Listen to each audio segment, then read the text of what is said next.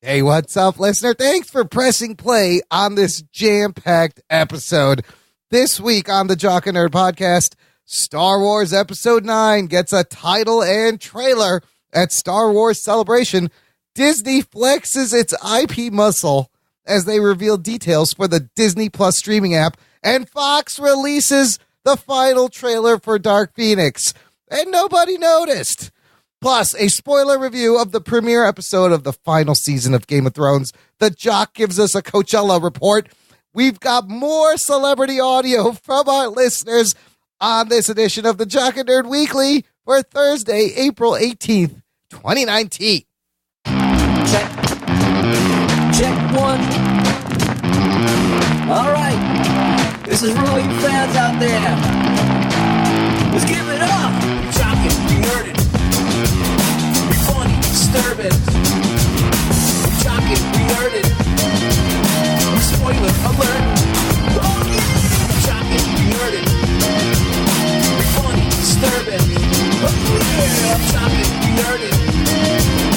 Spoiler alert. Yeah, what's up, listener? How's it going? Welcome to the show. Welcome to the Jock and Nerd podcast, where we give you comic book and superhero, TV and movie news, reviews, and whatever we choose. Jock and Nerd. My name is Imran. My name's Anthony. He's the Jock. He's the nerd. And that faceless felty there in the corner, that's Lord Ruggs, breaker of farts, heir to the felty throne. What's up, Rug Boy? A Lannister always pays the check. Always pays the check. There you go. Yes. Never cross them. Yeah, you go out to dinner. You don't have to worry about it. Just go to the bathroom when it comes. And you come back, it's already done. Oh, that's the move. Yeah. I've done that move. You got to watch the waitress as she walks over, and then you're like, oh, I conveniently have to take a picture. Yeah. You miss the whole transaction, you don't feel bad. And then you come out and you do the whole act that you were mad that you didn't get to pay. I really wanted to, and you pull your card out and everything. Yeah. I'm going to have to use that. Ruggs, you drink and you know things, so I think you and Tyrion would get along fine. Sure. I'm an imp. Yes, you are the same size. I'm an imp with a P in front of me. He's a pimp. Anthony, I'm glad you made it back. So glad you made it back from Coachella in one piece. No, you miss it? You wanted to live there? I'm glad I'm back in one. I'm back in one piece, but I'm not glad that I'm back. How you feeling? You hurting? I am hurting. Oh, yeah. man. I'm still recovering. Oh, I bet. What does this mean? Is you're not glad you're back, or you're glad? What does that mean? You wanted to be there more? I just did it. Whenever you have a big trip that you've been anticipating, I think we started planning that in August of last year. Oh man, yeah. Oh, so the build up is never. Yeah. It's so long that when you have a weekend or like that just. It's such even though it's a weekend, it goes so quick. You ever notice when you take a trip, the travel there seems to take so much longer than the travel home? See, I always feel the opposite. Oh, really? Yeah, for me, the travel there is the best. Yeah. Like I'm fine. Yeah. I'm hyped, but the travel back just is always get me the fuck out of here. This is taking forever. I need to go. Yeah. There's a lot involved with that travel back, by the way, that I have to talk about. Oh, man. Later or all now, right, look, whatever.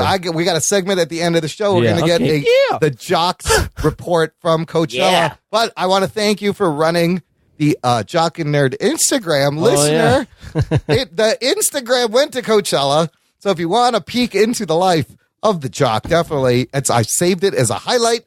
Follow us at Jock and Nerd. If you think that you're good looking and have cool friends, look at his Instagram, and then you're going to be like, no, it looks like the set of an Asian CW show. Oh, shit. Holy shit. Lots of flashy lights, big screens. We'll get into all that. Before we get to the geek news and the Thrones review, I have some fun audio to share from Cameo and our listeners. More fun Cameo. Some of it is Game of Thrones themed, which is a lot of fun, like this one right here. Hi, this is James Faulkner. Are you looking for an enjoyable podcast? Well, look no further. Visit jockandnerd.com and subscribe to the Jock and Nerd podcast today. It's also available on Apple Podcasts, Spotify, and wherever you find your favorite podcasts. Go and find it. Yeah. He said, yeah. He just channeled it. How appropriate. Go and find it. That John Faulkner. Who's that, guys? That's Tarly. That is Samuel Tarly's asshole dick of a father. He's barbecued Tarly. It's barbecue Tarly. We'll get into that. Spoilers. So Beef Tarly. Beef Tarly. And before when we get to the Thrones review, I have another Game of Thrones cameo. Wait till you hear that. This is going to be great. And now for something completely different. Here's Andy Dick talking about Rug Boy. Hey, what's up? It's Andy Dick. With all of the podcasts out there, how does Jock and Nerd show stand out? How does that stand out? It's the only podcast to feature a beef chow mein eating, Grubhub ordering, couch surfing, comic book reading, Three Loco loving, ball scratching, funny foul mouthed puppet named Rug Boy. Does that entice you? Because it entices me. Jock and Nerd. Oh, we entice Andy I Dick. feel like I'm going to get raped. Is that a new one? That's a new one, courtesy of Rug Boy's biggest fan, David Mobley. The fuck? And I think Thanks, David. Andy Dick was getting a little bit aroused by the end of that cameo. Yeah, he probably had a total boner. But, like, the thing I have to dispute is I don't use Grubhub. No? I do eat beef chow Okay, mein, correct. but not often. Yes. And everything else, the scratching of the balls, Yes. that's all true. Three Loco loving, yes. I like Yes. Three Loco, the band. Yes. And Yes. Four Loco, the drink. They always drinking that. Yes, and the drink as well. So, you know what? 95% accurate from the Andy Dick. Thanks again, David. It's just the most bizarre shit What the fuck are we talking on about? this show. Scratching my ball. Constantly. My balls. But, yeah. My balls was hot. Yeah. All right, let's get to the news, you bastards. The Jock and Nerd Podcast. Wackiness constantly. Hey, this past weekend, right here in Chicago, in the Chi-Town, was Star Wars Celebration. Geek Boner. Which is a thing they do, I think, every year in different cities. I'm not exactly sure, but the whole cast of the Star Wars Episode 9 was there. Stephen Colbert was moderating this panel. All the actors were there. They announced a bunch of things. Most importantly, they announced the name of fucking this movie, Episode 9, and a trailer. Oh, shit. Episode 9, officially titled The Rise of Skywalker. Right. Coming out this Christmas, 2019. What do you guys think about that title? So, first of all, the title's a little bit confusing. Anybody else think it's confusing? I'm just a bystander here, so this is all you two, and I'll give my stupid thoughts later. So what do you, is that a? Should I give my stupid thoughts first? Yes. Your thoughts are smarter than mine when it comes to Star Wars. Oh, wow. Yeah. I think that Rise of Skywalker is either going to be, because I guess Luke Skywalker is dead, Correct. obviously. Yes. You go. Yep. The bloodline is gone, or is it? Or is it? Or Dun, dun, dun. is there the departure from the old ways of the Jedi and the Sith going to now blur into something else where they're not called a Jedi? There's not an order. There's no religion. There's no like monk or whatever whatever they do. Yes. What is that they do? They take a vow of celibacy or Do something. they? Oh, Jedi's I don't don't know. fuck? Man, must be I frustrating. don't know, but it's more like this new school, which is going to be called the Skywalker School. That is an interesting theory, and I saw that, and that's kind of interesting. But initially, I was like, shouldn't this be the fall of Skywalker? I thought we were ending with the Skywalker. I was happy to see the end of this whole 9-episode saga. But then your explanation is that it goes on, and they become a Skywalker. Like, it becomes a thing. They're under the banner of doing what Luke Skywalker did. Correct. In his name. Just like the Batman from the Dark Knight Returns. Yeah. Who rise up and carry on Batman's legacy. Yes. Yeah. That's a good analogy. Ruggs, overall, what did you think of the trailer for first episode 9 trailer? I mean, looks good. I don't know why they always have to put Rey and all of the female characters in these white robes all the time. Yeah. I'm gonna get some badass shit on there.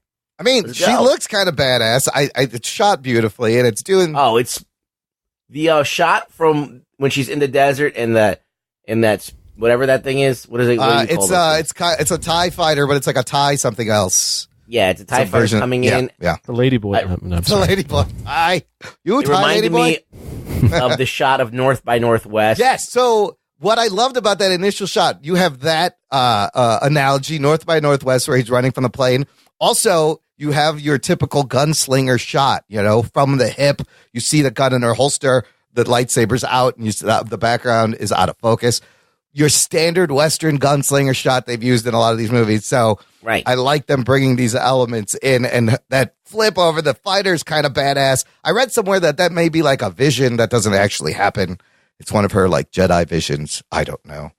But I thought they did a good job, with these trailers as they do, not giving you too much, but hitting those fucking nostalgia points. I loved Lando and Chewie back in the fucking Millennium Falcon. Holy shit. Oh, shit. Yeah. Well, they need someone from the previous, trilogies in here. Yeah. And now that Carrie Fisher's not, they're going to use her with using old footage, Reused footage, and it doesn't look bad. It's a good idea if you can make it work. Anthony, you're not a big Star Wars fan, but from an outsider's kind of view, what did you think of this trailer, having watched the last 2 episodes and all those Star Wars movies? New ones, anyways. I was gonna say I don't remember all the Star. I don't even remember what happened in the last episode. That's how non-Star Wars. Jedi. Remember how divisive and crazy that was? I remember hearing I remember more about the uproar than the actual movie. It looked good. I mean, it looks beautifully shot.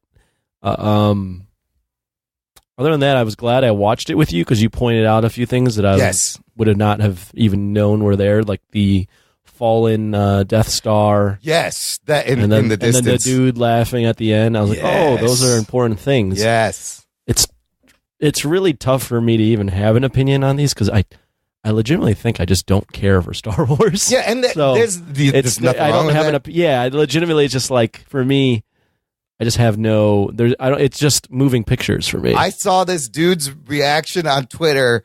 He was crying. Mine? Oh, yes. Okay. I was gonna say I wasn't crying. Not you. No, Oh yeah, I did saw you see that. that? Guy He has the video up, and he's just tears are coming as the thing goes on. That kind of person. Yes.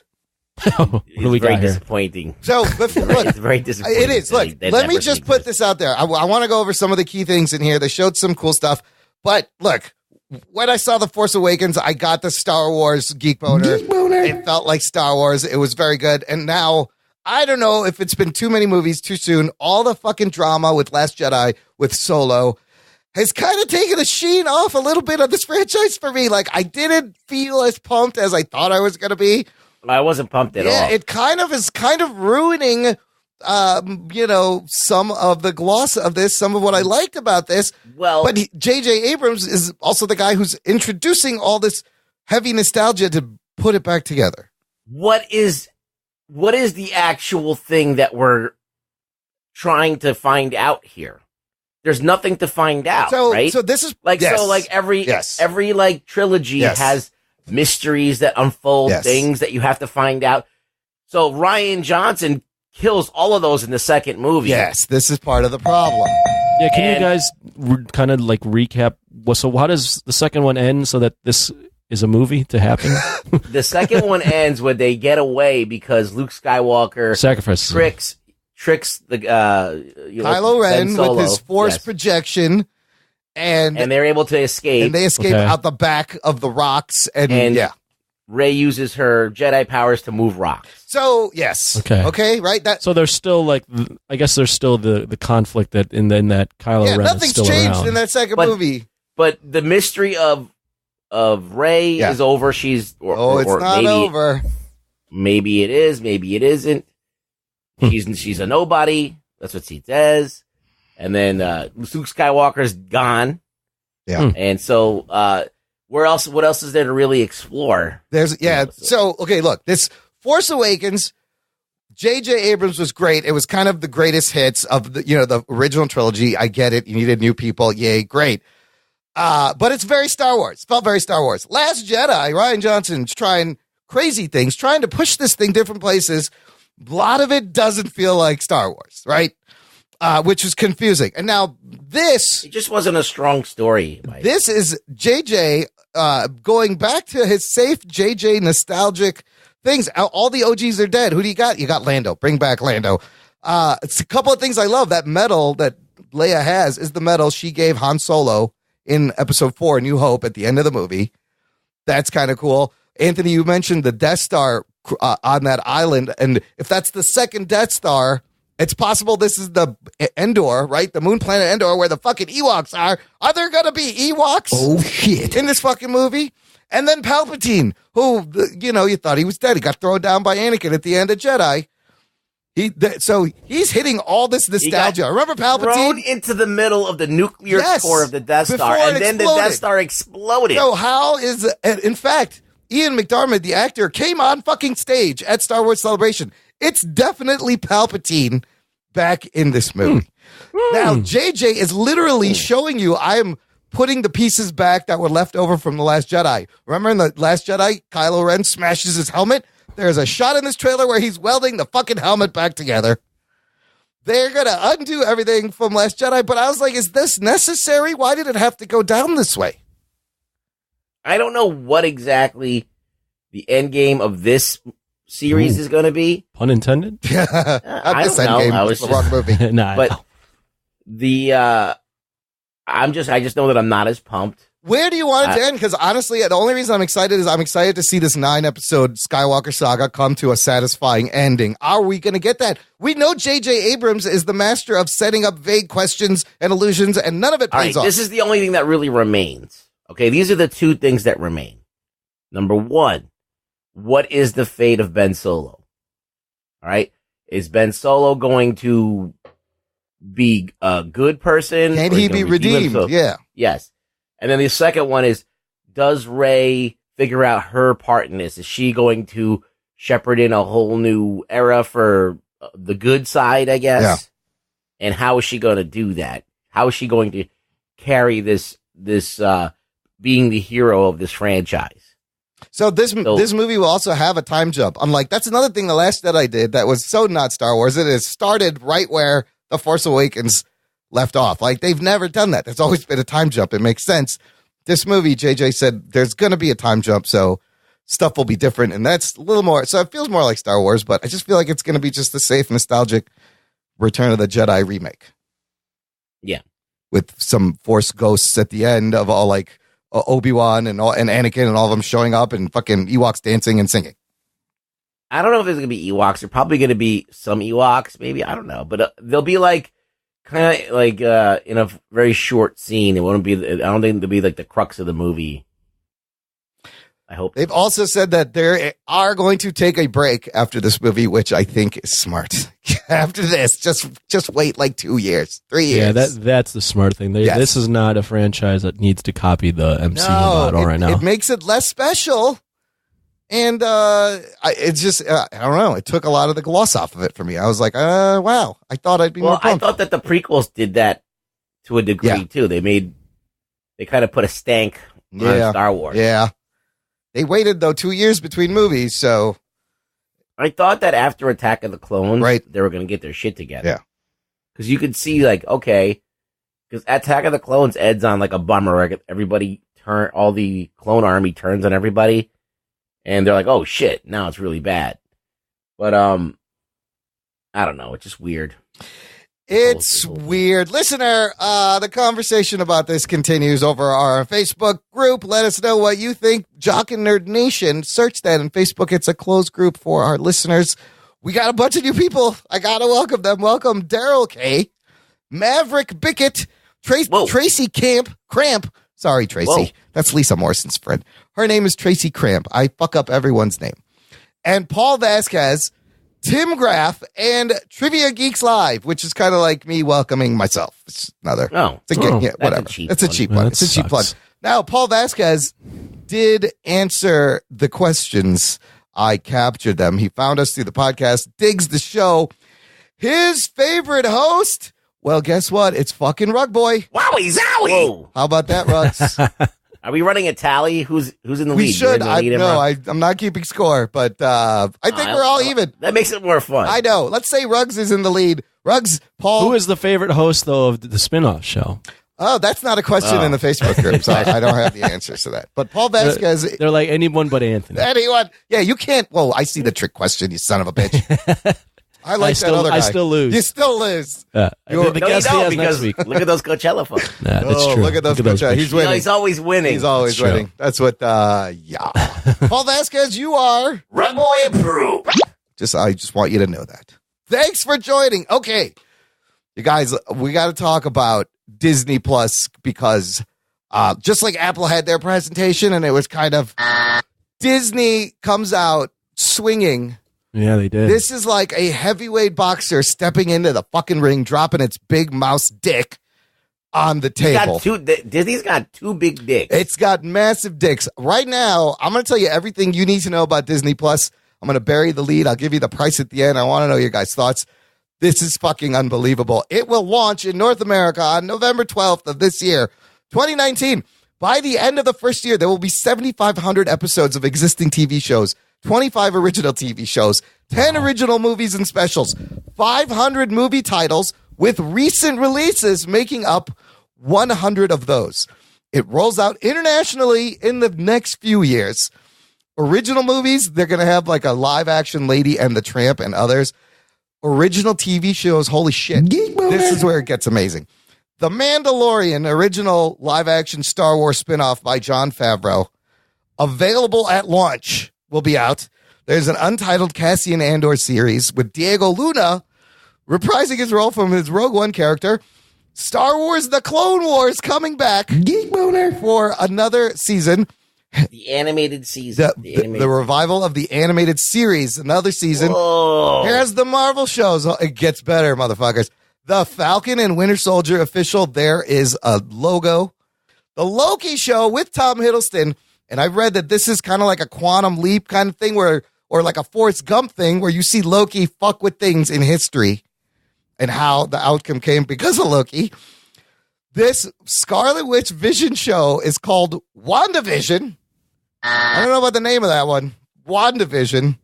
That sucks. It's a horrible name, but this is the one where they're going to move to the suburbs and try to live with Elizabeth Olsen and Paul Bettany playing their roles. An untitled Hawkeye series, possibly with Jeremy Renner and Kate Bishop, which sounds amazing. Marvel's What If animated series, the first episode, What If Peggy Carter got the serum and not Captain America? Geek boner. These will all. What if she got Captain America's serum? What if she got Captain America's D? Kevin Feige has said these are major storylines. This will be exploring a post-Endgame MCU. There's also documentaries, unscripted series, one called The Marvel Hero Project, which is about people working in their community, and one called Marvel 616, which sounds great. It's like deep dives into character histories of Marvel, like cool. One like all about Daredevil and all its creators. Sounds amazing. There's more. They're not done. All major Star Wars, MCU, and Disney Pixar releases in 2019, meaning Captain Marvel's going to be on there. Endgame's going to be on there. Aladdin's going to be on there. All them shits. After a movie now is done in the theater, it will go on Disney Plus. All 8 made Star Wars movies will be there within the year. And if that's not enough, people, all 30 seasons of the motherfucking Simpsons. Oh, shit. Available at launch, 660 episodes.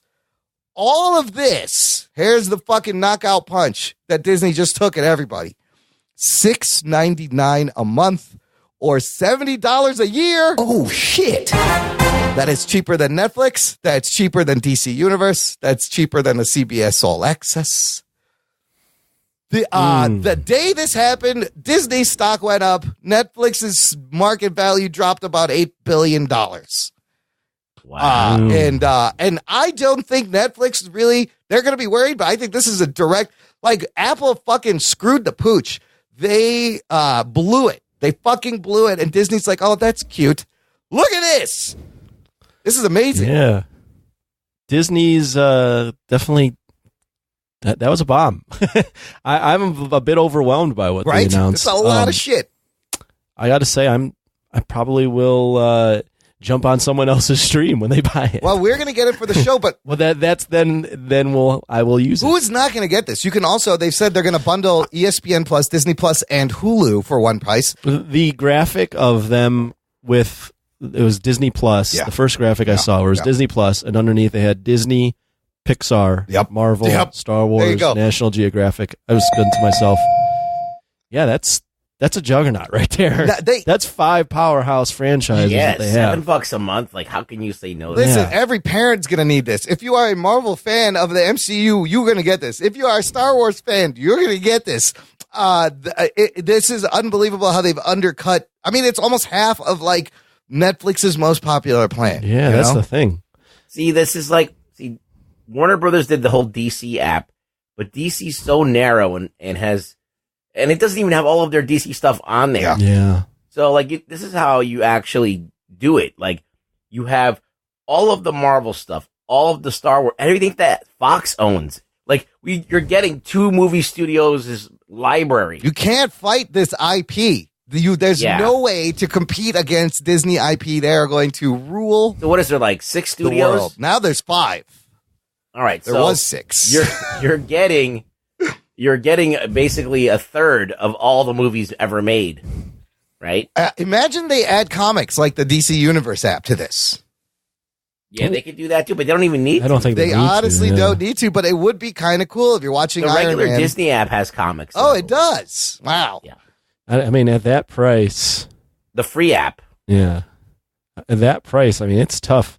I mean, Netflix is definitely worried. I think they've established enough of a track record with original shows and original programming that I think they'll be okay. But you're absolutely right. I mean, in comparison to Apple's announcement, who's getting that piece of shit thing? Apple's big announcement was having Oprah and Steven Spielberg involved. They didn't show any footage. There was no price, no release date. And the thing is, like Steven Spielberg and Oprah are names, but what have they done lately? Anyone would be excited about. Jennifer Aniston, really? Jennifer Aniston, right. You're rolling out people, washed up people in terms of like, if you're talking to the young millennial or even the next gen, Apple should be way more hip than that. Yeah, it's not hip at all. Disney is a brand I don't think as hip, but geez, man, when you roll out those powerhouse brands that they're rolling out, this is a fucking mic drop that you can't recover from. It's not hip. It's just way more just enveloping of the whole landscape. It's all entertainment. Yeah, that's a good word. Enveloping. It's almost necessary the way they've rolled out their thing to be like, okay, you just need a Disney Plus. Yes, like this is a Netflix. This is it's just like you need cable or you need a TV. You need a Disney Plus. I mean, I think they sold it right away. People are trying Here's to my big question this. for you. Yeah. As you were mentioning all this. So Disney Plus, Disney owns Marvel. Yes. But the Spider-Man movies are owned by Sony. Yeah, this is going to be interesting. Does that come on to Disney Plus? I don't think it does. I don't know. I don't think you get to see Spider-Man movies on Disney Plus. Spider-Man Homecoming? I think that's what I'm saying. Homecoming, maybe. I don't know, because now that Sony made money with Venom and Into the Spider-Verse won an Oscar. They'll shell out a few bucks for the rights to put that on their network. They might have to pay Sony a little bit more. Because Sony has their own streaming, Sony View.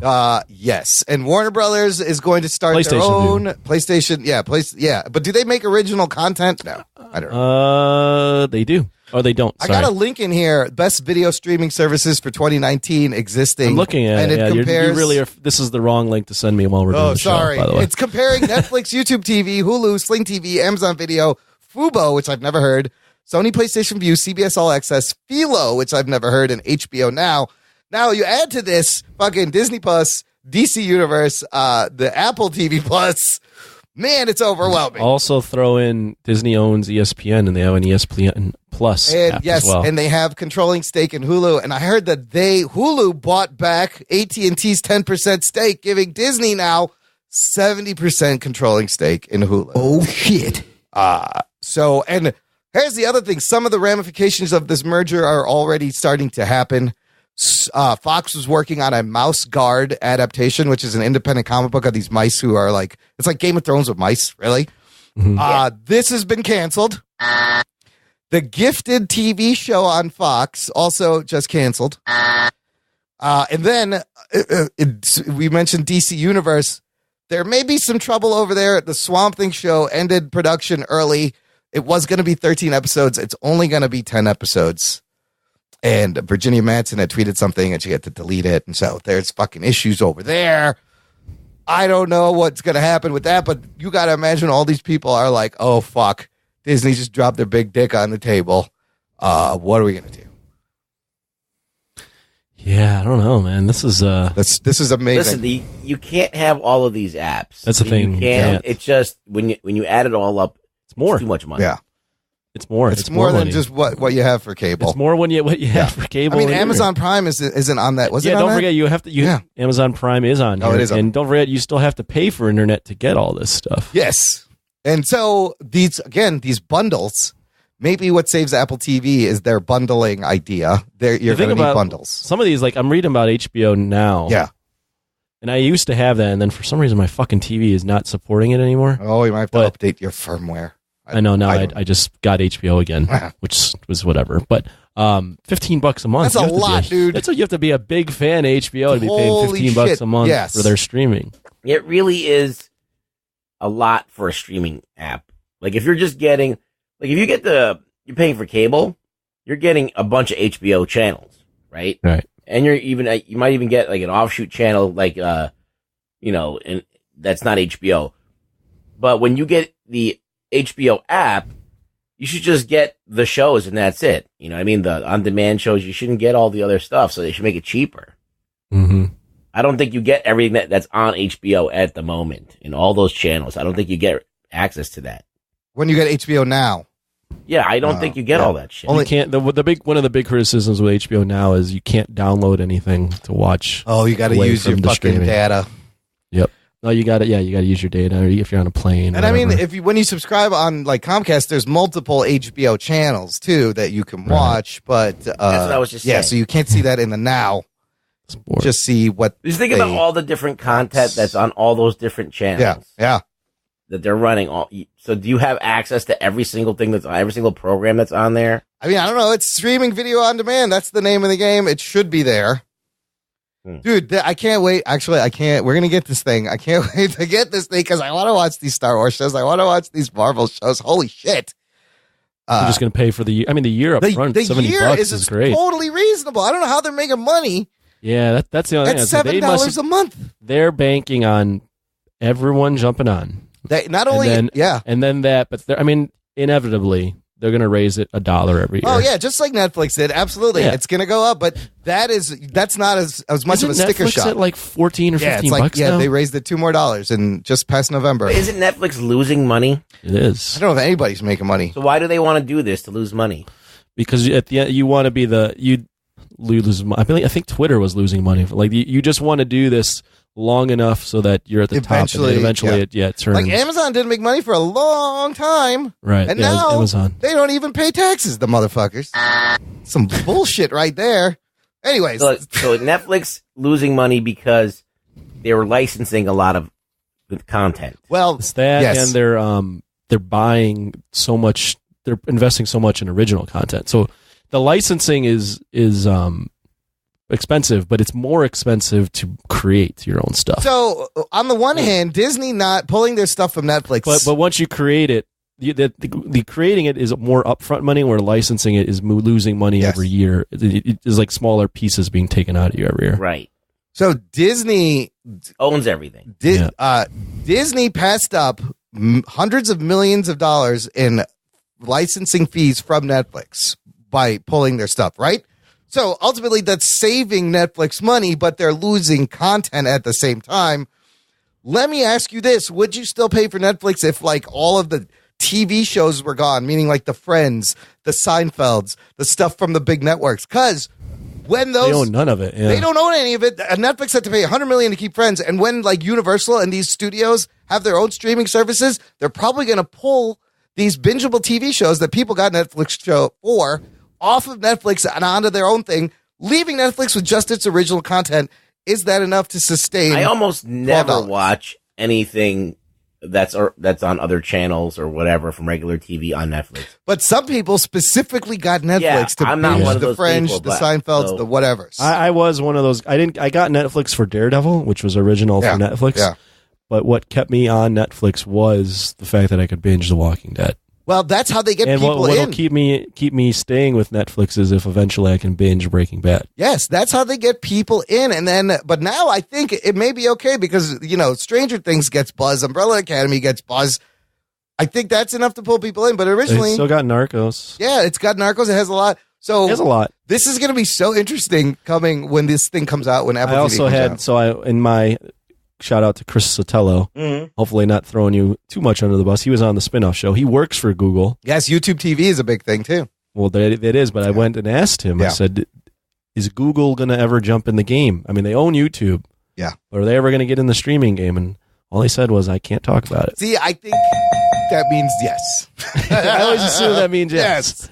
He didn't break the news. I'm just assuming that's what. Listen, that means. YouTube has to. If they want to be a player, they got YouTube TV, Cobra Kai season 2. They need to start, but they got to start producing content or buying something to make content. YouTube TV is apparently doing really Yeah, well. that's a thing too. But like the YouTubers are now mad at YouTube because they've kind of, driven away the people that made YouTube big How so? by fucking with their monetizing and Yeah, they wanting fuck more up all big them- brands. And like the PewDiePies and the other people are like, we made you, and now you're fucking with us, and they're The leaving. big thing though for YouTube though is they don't have to invest in any content. People just create content literally every second right now. Something is being uploaded on piss YouTube. off your big fucking vloggers and they leave. True. But I'm saying you can find content about anything at any time, and it is currently being uploaded right now by someone, and YouTube is paying $0 for it. It's true. How do you beat that? They also control the algorithm of what you're going to see and what videos are going to get more views. Right. Which I don't know if But that's I mean, fair. it's just unlimited. Like they're producing content at a rate so much faster Yeah, than it's like anyone else, 42 and they're not even producing it. It's like something crazy, like 40 hours a minute of video. Ned across the street is producing it. Yeah. Their overhead is insane. Yeah, that's true. It must I mean, be, the streaming 'cause to it's all free. hold all that stuff, for free. Yeah. I think about these Google server farms. I'm like, where are the computers that are hosting all these files? Like, what the fuck but is their this? model is different than the pay to play because they offer, like Facebook, look at this audience we have. Let's just run an ad and 1 million people will watch this video and see this ad. So YouTube right off the bat. TV, you get like regular television and stuff? Yeah, YouTube TV is basically your streaming television. Yeah, it's like a Sling. You get 70 channels. It's like $35 a month. It's a good price. Yeah, it's not bad either. Okay. That YouTube TV and Sling are my debate. Oh boy, you're gonna have to do some research when I eventually come up with cut that the cord. answer. Yes. Yeah. Look, the cord cutters are gonna have a lot of choices and options to take, and it's getting overwhelming. Rugs, your cord cut? No, not yet. I pay for cable. Yeah, we still do too. Yeah, and my me parents. too. My parents will pay for it forever, but I mean, I just pay for everything pretty much, but we get some stuff, via the show that we use, like the DC app, stuff like that. But pretty much pay for all the shit. It's going to get there. And the only thing holding me back, it's just kind of the fear of the last kind of old school tether to television. It's reliable. It's there. It feels familiar. I'm kind of afraid to like cut that and have to be like, oh, now I got to go to this app. Now I got to fucking go to this app. I got to You know what? So, a side note. Yeah. the UFC has done pay-per-view forever. Even before that. So the WWE was doing pay-per-view. Yeah. 4 or 5 years ago, they decided to put all their stuff on their streaming platform. Yeah. So all their pay-per-views. But UFC has done something a little different. So you know how you can order pay-per-view with the click of your remote? Yeah. Now you have to be subscribed to ESPN Plus to even order the pay-per-view. Wow. So you're paying a subscription on top of it. A subscription fee every month to get the opportunity to order a Holy UFC shit. pay-per-view. Wow. That's insane. Yeah, it's pretty crazy. And that's all that money's going to Disney also. Eventually, yeah. 'Cause, Yes. I mean, and UFC. And UFC. UFC has a deal. UFC has a deal with ESPN, which is owned by Disney. How do you feel about that, Anthony? Like, as a UFC fan, does that piss you off? Oh, that kind of sucks. Yeah. Because now you're making me pay for a subscription, monthly thing. You're making me pay for a monthly thing to that. Like if I was paying for a monthly thing and then getting these pay-per-views free, that's one thing. Yes, that's one thing. Yeah. But to pay $5 a month or whatever ESPN Plus is, and then have to pay another 50 to 60 bones a month for a pay-per-view, it's like, oh damn. So ESPN's going to get a lot of new subscribers.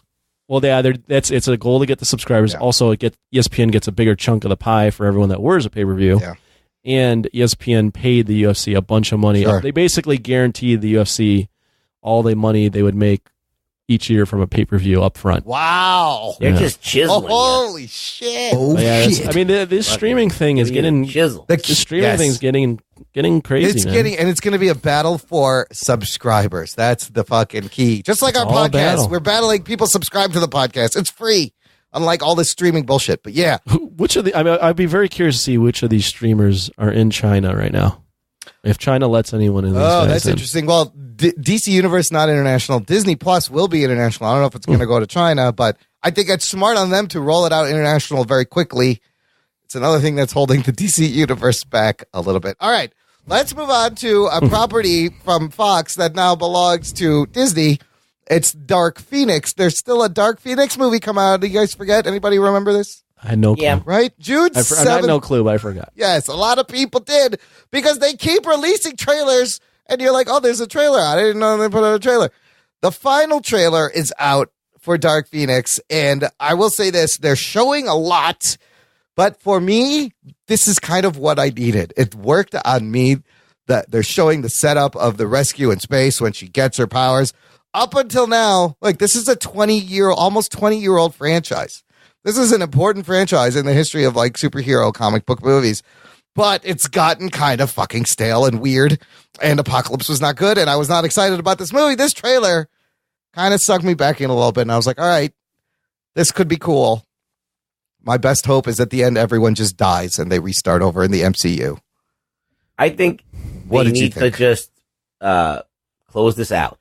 Right. Close it out by killing all the characters at the end of this No, I movie. mean, they don't have to die. But Okay. like, let's bring this story to a close. A satisfying close. Like, okay, this whole properties, we're shutting it down. Let's get the last one out. And, I don't know, hopefully they leave it at a good place where it's satisfying. Yes.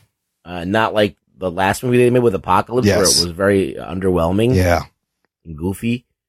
So, do I think it's going to be the best representation of the Phoenix story? No. It's going to miss the mark, like, heavily. But, like, they should just close this out, make us the bookend, and then we can move on to, like, whatever's next for the X-Men.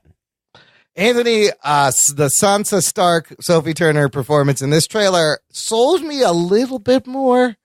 I could see, I like that line where she's like, are you threatening me? That's a bad idea. What did you think? What'd you think after this trailer? Are you a little bit more sold or no? I mean, it looks fine. I've heard that there's a lot of stuff that the movie's a mess behind the A scenes. lot of It looks reshoots, okay. delays. Yeah.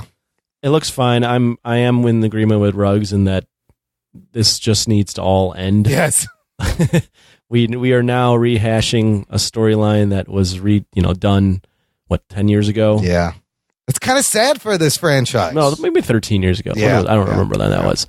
But it's just I'm just not feeling the excitement of seeing these characters again. Like, what was it? Days of Our Future Past. Days of Future Past, yes. Days of Future Past was a very solid movie. Yeah. They really dropped the ball with Apocalypse, and now we're here.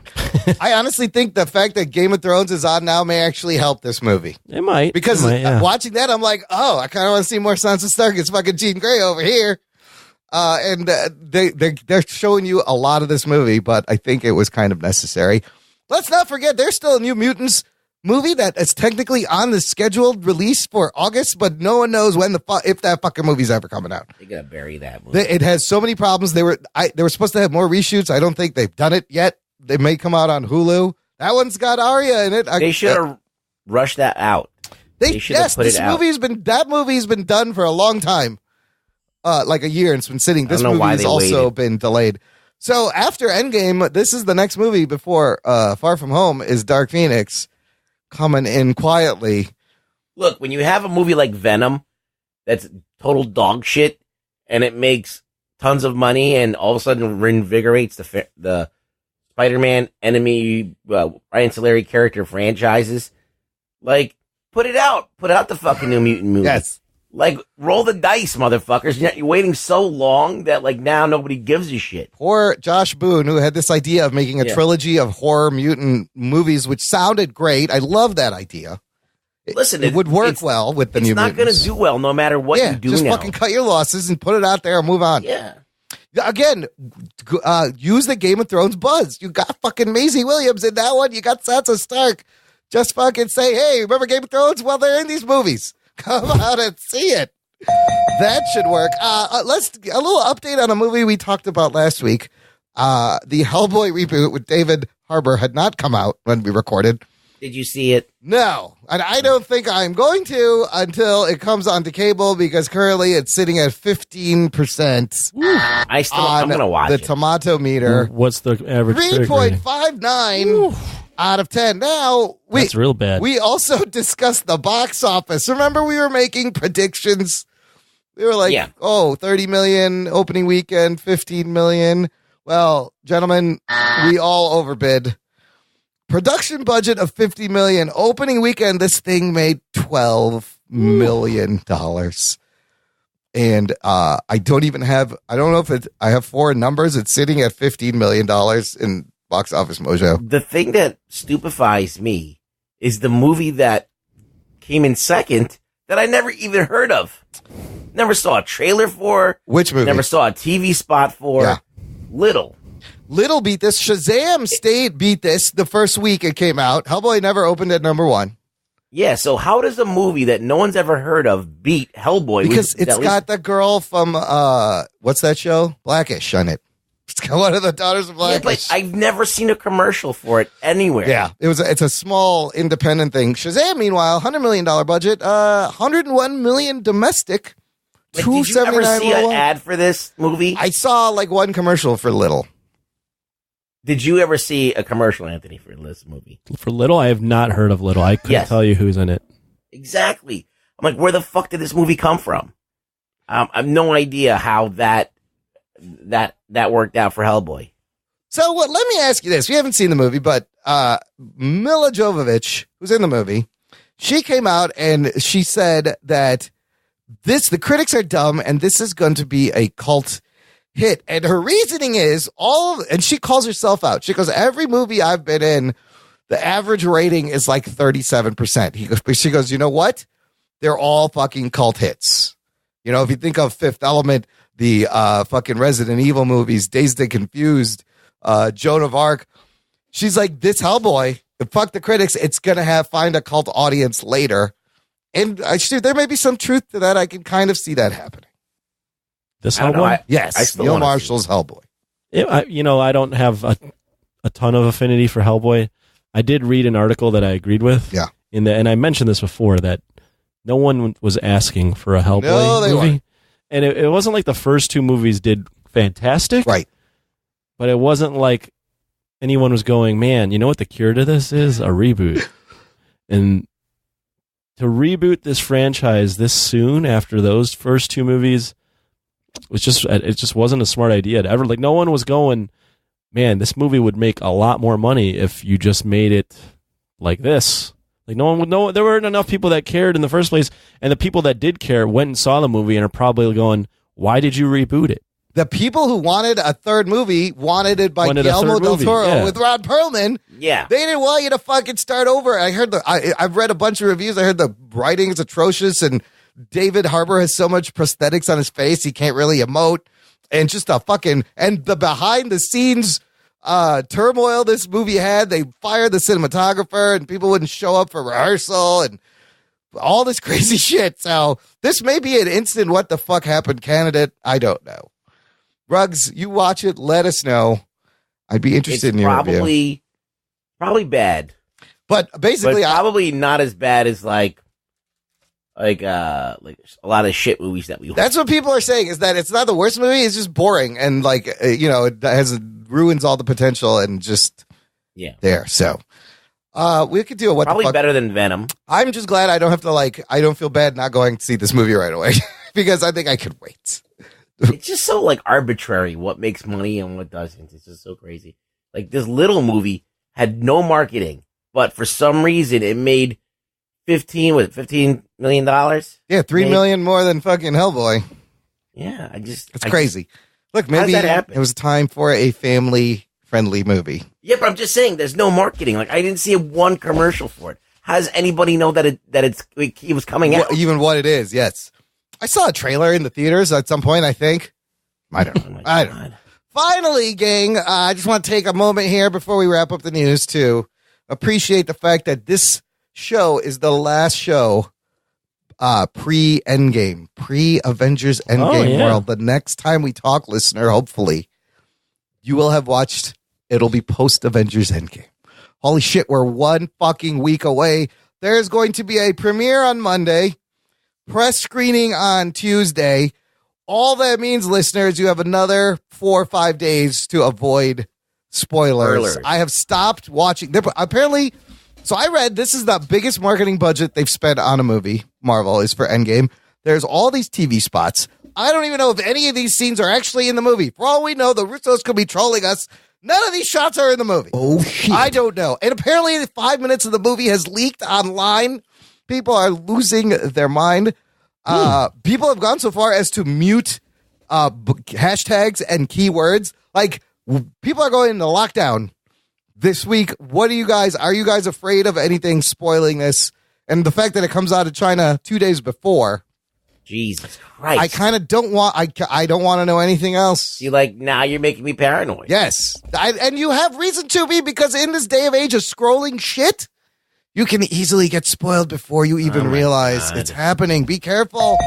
Be careful, listener. I wouldn't go with being afraid as my word. I'm afraid. I'm very afraid. But, yeah, I mean, I'm aware that things could pop up that might spoil it, and that would be so kind of sad. This may be the last time that we get a movie that's this big that you can still enjoy without being spoiled. Like, it's been amazing how they've done this. And the marketing has been amazing. Rokas Barokas posted in the Facebook group that he donated blood and he got like Avengers Endgame fucking merch or swag or something. Like, it's part of a sponsorship. They're doing these crazy, weird sponsorship deals. This is where the marketing money has gone. And to all these commercials. So, the Russo brothers trolling, they're like, maybe none of this is in the movie. Yeah, I don't know. I saw that interview. Maybe the whole movie doesn't exist. Yeah, maybe there's not even it's 3 You hours just of go there and it's just a blank screen. And then everyone just goes away. It's 3 hours of Dave Bautista's ass. That's all it is. What if you go to the theater and they just play the commercials? Oh, shit. Like all the commercials, they've made all of these commercials. It's like that's the 15, movie. 20, and it's just, you just watch all of that in succession. Like, we showed you the movie, the TV spots. Here it is.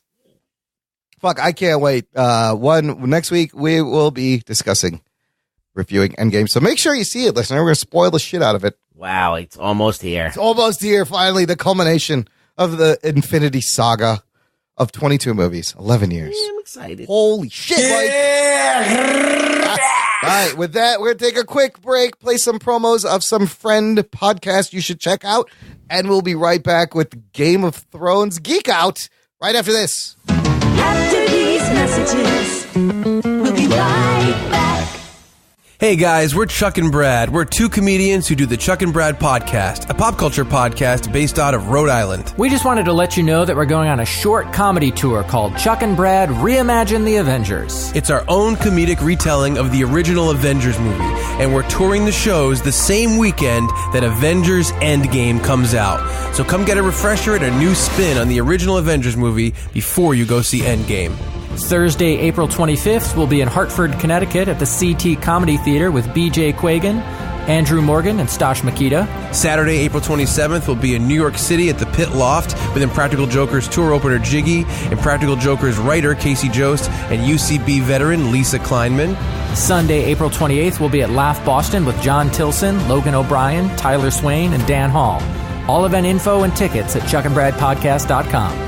Every night we'll have the comics open up the show and we'll close with our live retelling of The Avengers. And for a tiny bit of background, we've done the podcast for 10 years. We've had on great guests like Jeff Tremaine, the director of the Jackass movies, the bands Bowling for Soup, Less Than Jake, Real Big Fish, Big D and the Kids Table, and many, many more. And if you're a big podcast listener, you might know me from Tell 'em Steve Dave. I work on film projects for the podcast Tell 'em Steve Dave, which is made up of Walton Bryant from AMC's Comic Book Men and Quinn from True TV's Impractical Jokers.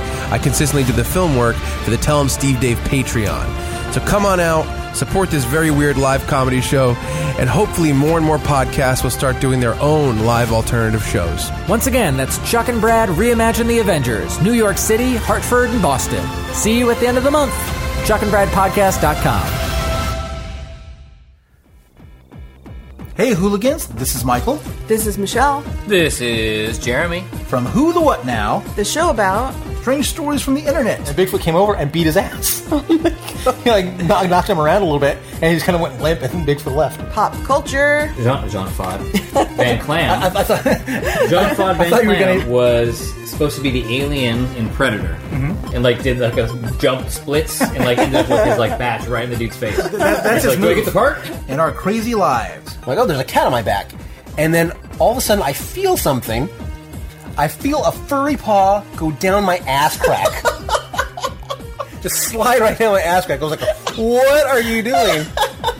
You can catch us on all your favorite podcast applications. Spotify. iTunes. Libsyn. iHeartRadio. Stitcher. Your mamas. And wherever else you find they have quality podcasts. So don't miss out on the next Who the What Now? Jock and Listener, if you've been enjoying this show for any amount of time, consider joining our awesome fan club over at jockandnerd.com/Patreon. You will get lots of swag. There are multiple tiers. You are supporting the show. Everyone gets bonus content, an exclusive RSS feed, a whole other podcast that has this show and the spin-off show comes out early, and then you're going to get instant reactions, bonus post shows, whole episodes. April is a great time to join. We're running this April pledge drive, and there's a little, about a week and a half left. We're it's not going past so well. halfway. This is what the pledge drive. This was You our wanted goal. to go with 50 people. Yeah, now I was shooting way too high. Instead, the guys talked me down for the month of April. If we get 15 new patrons in April, all those patrons and anyone who's increased their support this month will be put into a random drawing for a Jock and Nerd prize package featuring a t-shirt, stickers. You get to pick a movie for us to review and a video shout out from all of us, including Rug Boy. Wowie zowie! Yeah. This is a great prize package. So Well, let me suggest something before you get into Yes. What are we at? Well, let me tell you what happened, All and right. I'll tell you where we're at. All right. Here's what happened this week. Super huge thanks to new patrons. Kate Thiem. Nice. Remember Kate and Patrick of Kate and Patrick? See, here's the thing. Yeah, she's been on the show twice. Listener Austin Clemens coming in aggressively at $10 a month. Jock and Nerd. Austin, thank you. Send us your movie pick. That's the movie tier. So those are the two new patrons. Lisa Morrison, our lovely Lisa Morrison, increased her pledge this month. And also, by the way, Seth Morgan is matching everyone this month. Oh, shit. As the thing goes on, and he will not be in the prize package drawing because he is just our patron saint of awesome. So, that being said, we are up 3 new patrons. Now, So here's what we should do. we need 12. If we can't get to 15, Uh-huh. I hope we can, but it doesn't look good. Let's just be honest. Everyone that got added on. Yeah. Those 3, Yeah. and then the 2. Is it 2 that increased? There's a couple people that increased, so 2, 3, Yeah, whatever it yeah. is. They will all be entered into a drawing to not win that specific prize Okay. package, but something. We'll come up with something to send out. Alright, Because you can't reward if we reward the people and we don't follow through on the fact that we had a standard for this reward, then what's the point of putting a standard on the reward? You see what I'm saying? Gotcha. Now, on the other hand, listener, there's a week and a half. Wait, there's 12 people. Listen, do you want to hear me cry on air? Because you might hear me cry. Nobody wants that. It's very embarrassing. Actually, you may want that. You may fucking kibosh the whole thing. But, yeah, we'll see what happens. Because this month, we're going to have instant reactions to every episode of Game of Thrones. We did one for the first episode with me and Rug Boy. Lots of fun right after we saw it.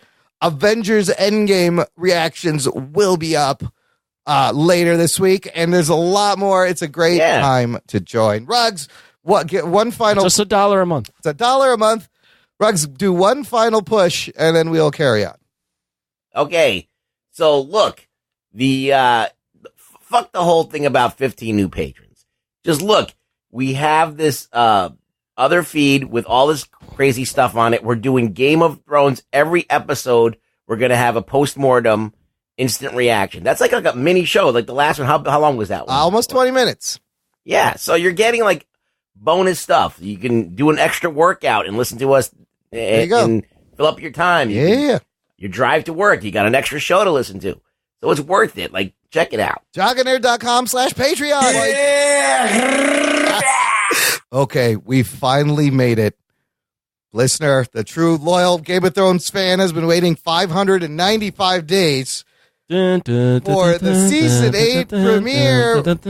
Here's our spoiler review. Before I play this spoiler alert, we are going to introduce every episode with a member of the cast, thanks to another great cameo. Check it out. Hey everybody, how are you? What's up? Vladimir Furdik, the Night King of Game of Thrones here. Now sit back. What the fuck? Relax and enjoy the Jock and Nerd. Game of Thrones Season 8, Episode 1. Enjoy the last season because this will be one of the best seasons ever. What? Yeah, you'll like that? The fucking Night King, people. Who did that? Oh, you know who? Santa Claus. Oh. And I have... Wait, here's the thing. Wait. Yeah. I didn't know the Night King who played the actor. Yes. So anybody could have done that. It's a good point. But the fact is that it sounds like an Indian guy? No, he's got a very hard Eastern European accent. European? Vladimir Furdik. Oh, shit. I thought it was an Indian guy. You want to hear it again? Yes. Okay, here. Listen carefully. This is the fucking Night King. Hey everybody, how are you? What's up? Vladimir Furdik, the Night King of Game of Thrones here. Oh, there I hear it. Now sit back, relax, and enjoy the Jock and Nerd. Game of Thrones Season 8, Episode 1. Enjoy the last season because this will be one of the best seasons ever. Geek boner. I love the sound of the birds. This is going to happen. Is great. This is going to happen. I have him saying episode 1, episode 2, all the way through to episode 6. Oh, okay. I thought it was going to be a different fucking guy. I was like, holy shit. Same guy, different But the episode Night King. number. All the right. fucking Night King, dude. Spoiler alert, here you go. Strap yourselves in, you fucks. Spoiler time. Look at, how awesome is that? I couldn't That's wait pretty awesome. to unveil both of them. Fucking James Faulkner, Sam Tarley's dad, and the fucking Night King. Wow. Look at whoever's helping us out. Santa Claus. Fantastic. I love Santa. So he's going to be helping us through Vladimir Furdik. weekly episode recaps. Okay, I don't even know where to start. Actually, Anthony, let's start with you because Ruggs and I did our instant reaction. Yeah. So the Patreon listener has heard what we had thought. First episode, nice reunion episode, getting you back into the swing of things. What did you think? Let's start with you. Just start somewhere. Somewhere, anywhere? Anywhere. How about, doesn't matter. I said this on my spin-off show, so for those that have listened to the spin-off show, sorry, I might repeat a few things because I discussed this with Chris Otello. Because you had just watched it. I literally had How just can you seen not it talk about right it? after I Yes, recorded yes. it. Right before I recorded that. Yes. But first off, the countdown. Oh my God. Wait, so I didn't watch this live. I actually watched it an hour later on DVR. Oh. I didn't see didn't this you countdown. catch the countdown? No, I don't know what you're talking about. They did a 10 second countdown, and they had different images from all over the season. It was like 8, 7. I don't remember the ball being dropped. The Game of Thrones final season starts now. Oh, so in the recording, it's just picked said it up. starts now. Well, it had a countdown. No, not in the DVR recording. Probably if you watched it live. No, I you saw DVR'd it. Shit. It caught the recording. I did not. I don't remember. Well, it caught that. I'm watching. So props to that because I was just going, oh my gosh, I'm already getting pumped. Mind you, I had to watch this on Tuesday. Well, what was me, right? Yeah. I watched it on Tuesday. But I was avoiding the internet for 2 days, which was rough. Yeah. Anyways, I'll start off with the fact that I was just mind blown right away by the intro. Like the graphics on the intro. I'm like, oh, they changed the fucking like like in prior seasons they would add little pieces like the house here, the little detail of Winterfell being burned down, little things like that. But this one was completely fucking different. And shout out to Screen Crush who put out a video of all the things you missed from the Game of Thrones season opener because they do a really good job of recapping all this stuff. It's too much to mention, but it's so fucking detailed. Well, let's hit some highlights because the fucking opening credits. They took the scale down. Usually they're showing you more of Westeros in the locations. This is like everything's tightening. They're getting more focused. First of all, they're starting behind the wall. Holy shit! Oh shit! The wall is down, and you see the blue tiles flip, which is the path of the Night King and the army, and you see them get to the last hearth. And then when in the episode you see that the young Lord Umber of the Child King is pinned on the wall, and the show loves burning small children. You got to have one every episode. That Oh, they've spoiled that? So that's the Night King's path going to the last hearth. That's where he was. So Right. meaning the Night King's already been there. Next stop is Winterfell. Also on the Astrolab, which is the metal round thing that spins around, they've updated the carvings. They updated that too. Yep. You see the Red Wedding. You see Daenerys getting the dragons being born. You see the dragons doing things and different. So like the history of the show is now in this Astrolab. And then you go inside fucking Winterfell and the crypts like they've never been inside buildings. It's fucking gorgeous. It looked amazing. And I would pay attention because I think they've said every episode has clues. The credits are going to be different and there's going to be clues. Yeah. So that was fantastic. Overall thoughts on the first episode. I really enjoyed it. I know that I heard some people saying it was a little bit slow. It didn't start off very hot. I disagree. But I mean, what it did for me is it set up all the things that it's been, for me a year. Yeah. For a lot of people, 2 years. Yep. It set up all the things that I kind of forgot about. Yep. Like I forgot that Jon Stark hadn't seen Bran in forever and that he doesn't know that Bran's Robo Bran. Yeah. It set up the fact that, oh shit, like I forgot that Daenerys burned Sam Tarly's parents, I forgot dad that and too. brother. Yes. And it set up the fact that, oh shit, like Jaime hasn't seen Bran since that fucking first episode. So they set up all these things where it's like, oh yeah, like I forgot that there could be conflict here and there could be conflict here and here and here and Yes. here. So for me, it was almost refreshing to watch that again. Like I do think they handled the reveal to Jon Snow that he's Aegon a little clunky. It felt was a little rushed. A little rushed. Yeah. But overall, I enjoyed the episode. I enjoyed getting back into these characters, and I enjoyed kind of just the pair-offs that they did right off the bat to make you go, oh yeah, like each of these side storylines is still going to be a factor, even though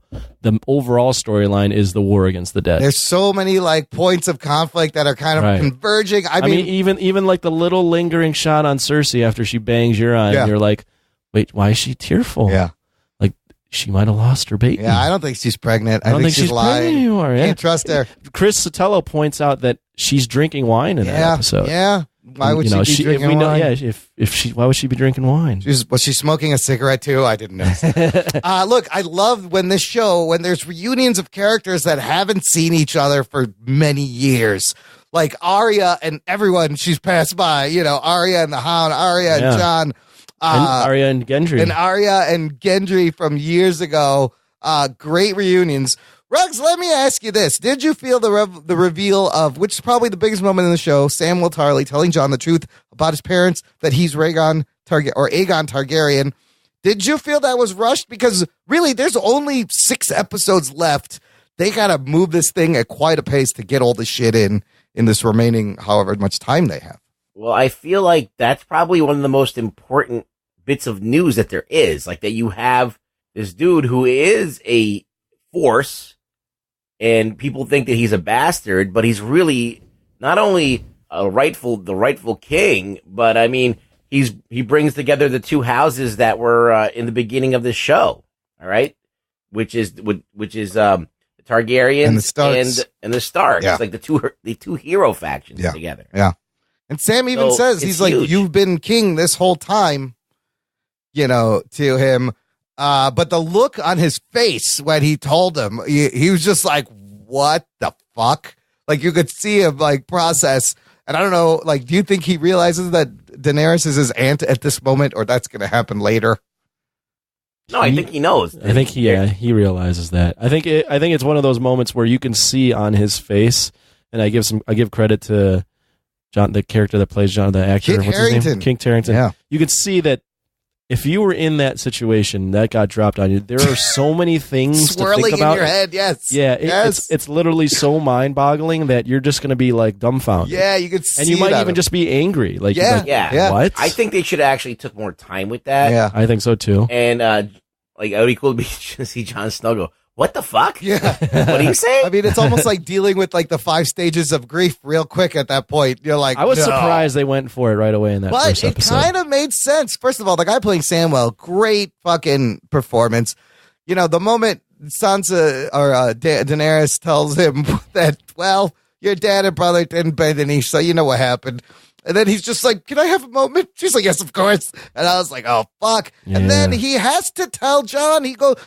Sam goes to Bran, and Bran's like, you have to tell him because all this is going to rest on their relationship, on John and Daenerys. And now how can John trust Daenerys, a woman that killed his friends? Well, that's the reason he tells her, not only because Bran, but he goes, fuck, this queen that we're bending the knee to she killed a good, like, yeah, my dad sucked. But you killed my brother. Like, what? My brother was not a decent human, and you just burned him alive. Like, what? So it makes you think, like, what kind of queen would she be? She has that Targaryen blood in her. She's killed a lot of people. She's killed a lot of people and caused the death and ordered the death of a lot of people. So for Sam, he's going, shit, man. If John's the rightful king, let's get this bitch out of here. Yeah. Like, what are we doing? You got to see like the pieces on the board right now. Yeah. Right. You got a bunch of people that can possibly sit on the Iron Throne. You got people that we're not even talking about, like Sansa and Bran. Yeah. Could end up like Bran telling them to kind of get this information to Jon Snow about his heritage. Yeah. That's a power play for him because that instantly causes a rift between them two. And Sansa's already kind of in the middle of a rift there. She doesn't like Daenerys. She doesn't like Daenerys. I love that. You also got to throw in that Arya, right off the bat in this episode, goes, Sansa's the smartest girl I know. Well, Sansa's the only one who doesn't trust Cersei, and the viewer knows not to trust Cersei. And like immediately they're doing work with Sansa in terms of making her character stronger because she is, again, you mentioned, doesn't trust Cersei, and just right off the bat she goes, you trusted Cersei, Tyrion? You're a fool as well. I used to think you were the cleverest man, right. She says. And so like right away they're setting Sansa on the board as a power player because now she's the one where you're like, yeah, what the fuck? Why did this crew trust Cersei? I really love where her character is now. Think of the fucking journey her character. She's been through almost the worst of it, more than anyone. Like, crazy shit has happened to her, and now she's smarter and stronger for it. There's a YouTube clip of like all of Sansa's like best lines. Yeah. And she's always had some fucking zingers. Do you deny it, Lord Baelish? And I was like, oh shit, she fucking got him. Well, what I was thinking about, Chris changed my mind on this when I talked to him on the show. I was siding with John. I'm going, why the fuck does any of this shit fucking matter? Like, who gives a fuck about the king or the queen? Yeah. The dead are coming. That's what John's saying. Chris, but then Chris points out to me, and he's absolutely right. Other than Jon and Daenerys, and a few select characters, no one's seen the dead. Yes. Like, they're just taking these people's word for it. Yeah. And they're like, yeah, we believe you, but no, we've never seen these people. Oh, they're going to fucking see him soon. So what's more important to us right now is we got this white-haired bitch in the fucking throne room, and we elected you, Jon, as the king, and you came back with a queen, and now we don't, as, what's her name, Lady Mormont? Little fucking badass Mormont. She's like... Mormont, she's like, you came back with a queen, and I don't know what you are. She's like, now. You ain't shit, Jon Snow. What are you? You were king in the north. Now you're nothing. I don't know what to call you. You died? Are you even alive? What the fuck? I love Sansa. Like everyone's perspective is right. Like, they're written true to how they would feel in that moment. I mean, Sansa is like, bitch, you come in here with your dragons in your army. How am I supposed to fucking feed these people? One of the greatest lines is like, what do dragons eat anyway? And she's just like, whatever they want. Whatever they want. I was like, oh, snap. But Sansa is... but they don't. They even set up with the dragons. Yeah, they're eating less. Dragons, they don't like. You know why? Because they're in the north. Yes. Yeah. I think the farther they get north, the closer this army comes with their magic. It may weaken them. Now, we talked about Jon finding out who he was at the end. Those fucking dragons knew who he was when he was making out with his aunt, which was very weird. Well, they when they first met and she showed him the dragons, the dragons took to him. They smelled the Targaryen blood right away, and him flying over Winterfell on the dragon was pretty fucking great. Also, someone pointed out a lot like Avatar. I was like, oh yeah, it is a lot like the scene in Avatar where the guy's learning to fly the fucking flying dragon thing. Everybody's seen that movie. Let's talk about Gendry and Arya. That scene was interesting because he's making some badass dragon glass weapons. The hound head of a fucking axe, and then she has this drawing of this weapon she wants to make. That one side's dragon glass, The other side, maybe Valerian Steel. The thing comes apart so she can be a badass with like a bow staff that Like comes Darth apart. Maul. Holy What did you shit, guys yes. think of the Hound's reaction or Arya and the Hound's reactions I was to one another? dying for this reunion. So good. I love. He's like, you left me to die. She's like, well, I robbed you first. But they both are kind of like, okay, yeah, like we both got one over on each other. And I think now they it's- respect each other because yeah, of there's that. a respect. I think because of he's it. surprised that she's still alive, and wait till people find She's out. definitely surprised that he's alive. Yes, Well, didn't he fight the giant lady? Brianna Tarth. That's the last because time he wanted to protect her. Yes, he was protecting her. Yeah, yes. Yeah. So like they don't have beef. It's just he feels rejected by her because he went with her. And she left because he was originally on her list. So she's like, I don't have to save him. I respect what he did, but I'm not going to save him. I mean, I think he's still pissed that she didn't kill him because he wanted her to kill him. And I don't think he's pissed anymore. I think he's now realized that there's a bigger focus. I think his life goal at this point is to kill his brother. Yeah. Oh, definitely. Oh, by the way, the costuming, the fucking black Knight's Guard Cersei has, and her the costumes were amazing. The they're always production amazing. is, but even more that like this season, I love They're more noticeable now. the They're black the black on. They're making more statements now. So good. They got all the money. They got all the money. Yes. They can be doing this. Fucking top notch productions. Did you guys get the sense? Maybe it was just me, but did you get the sense that Gendry and Arya are Oh, they're developing flirting. a little thing? Oh, absolutely. Yeah. She was totally flirting over the weapons with him. But it's just, I mean, I realize she's probably 16, 17 years old. He's a lot older.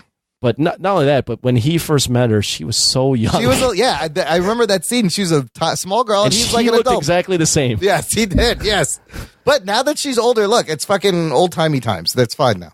That's true. And I think in the books, Danany's like 14 years old.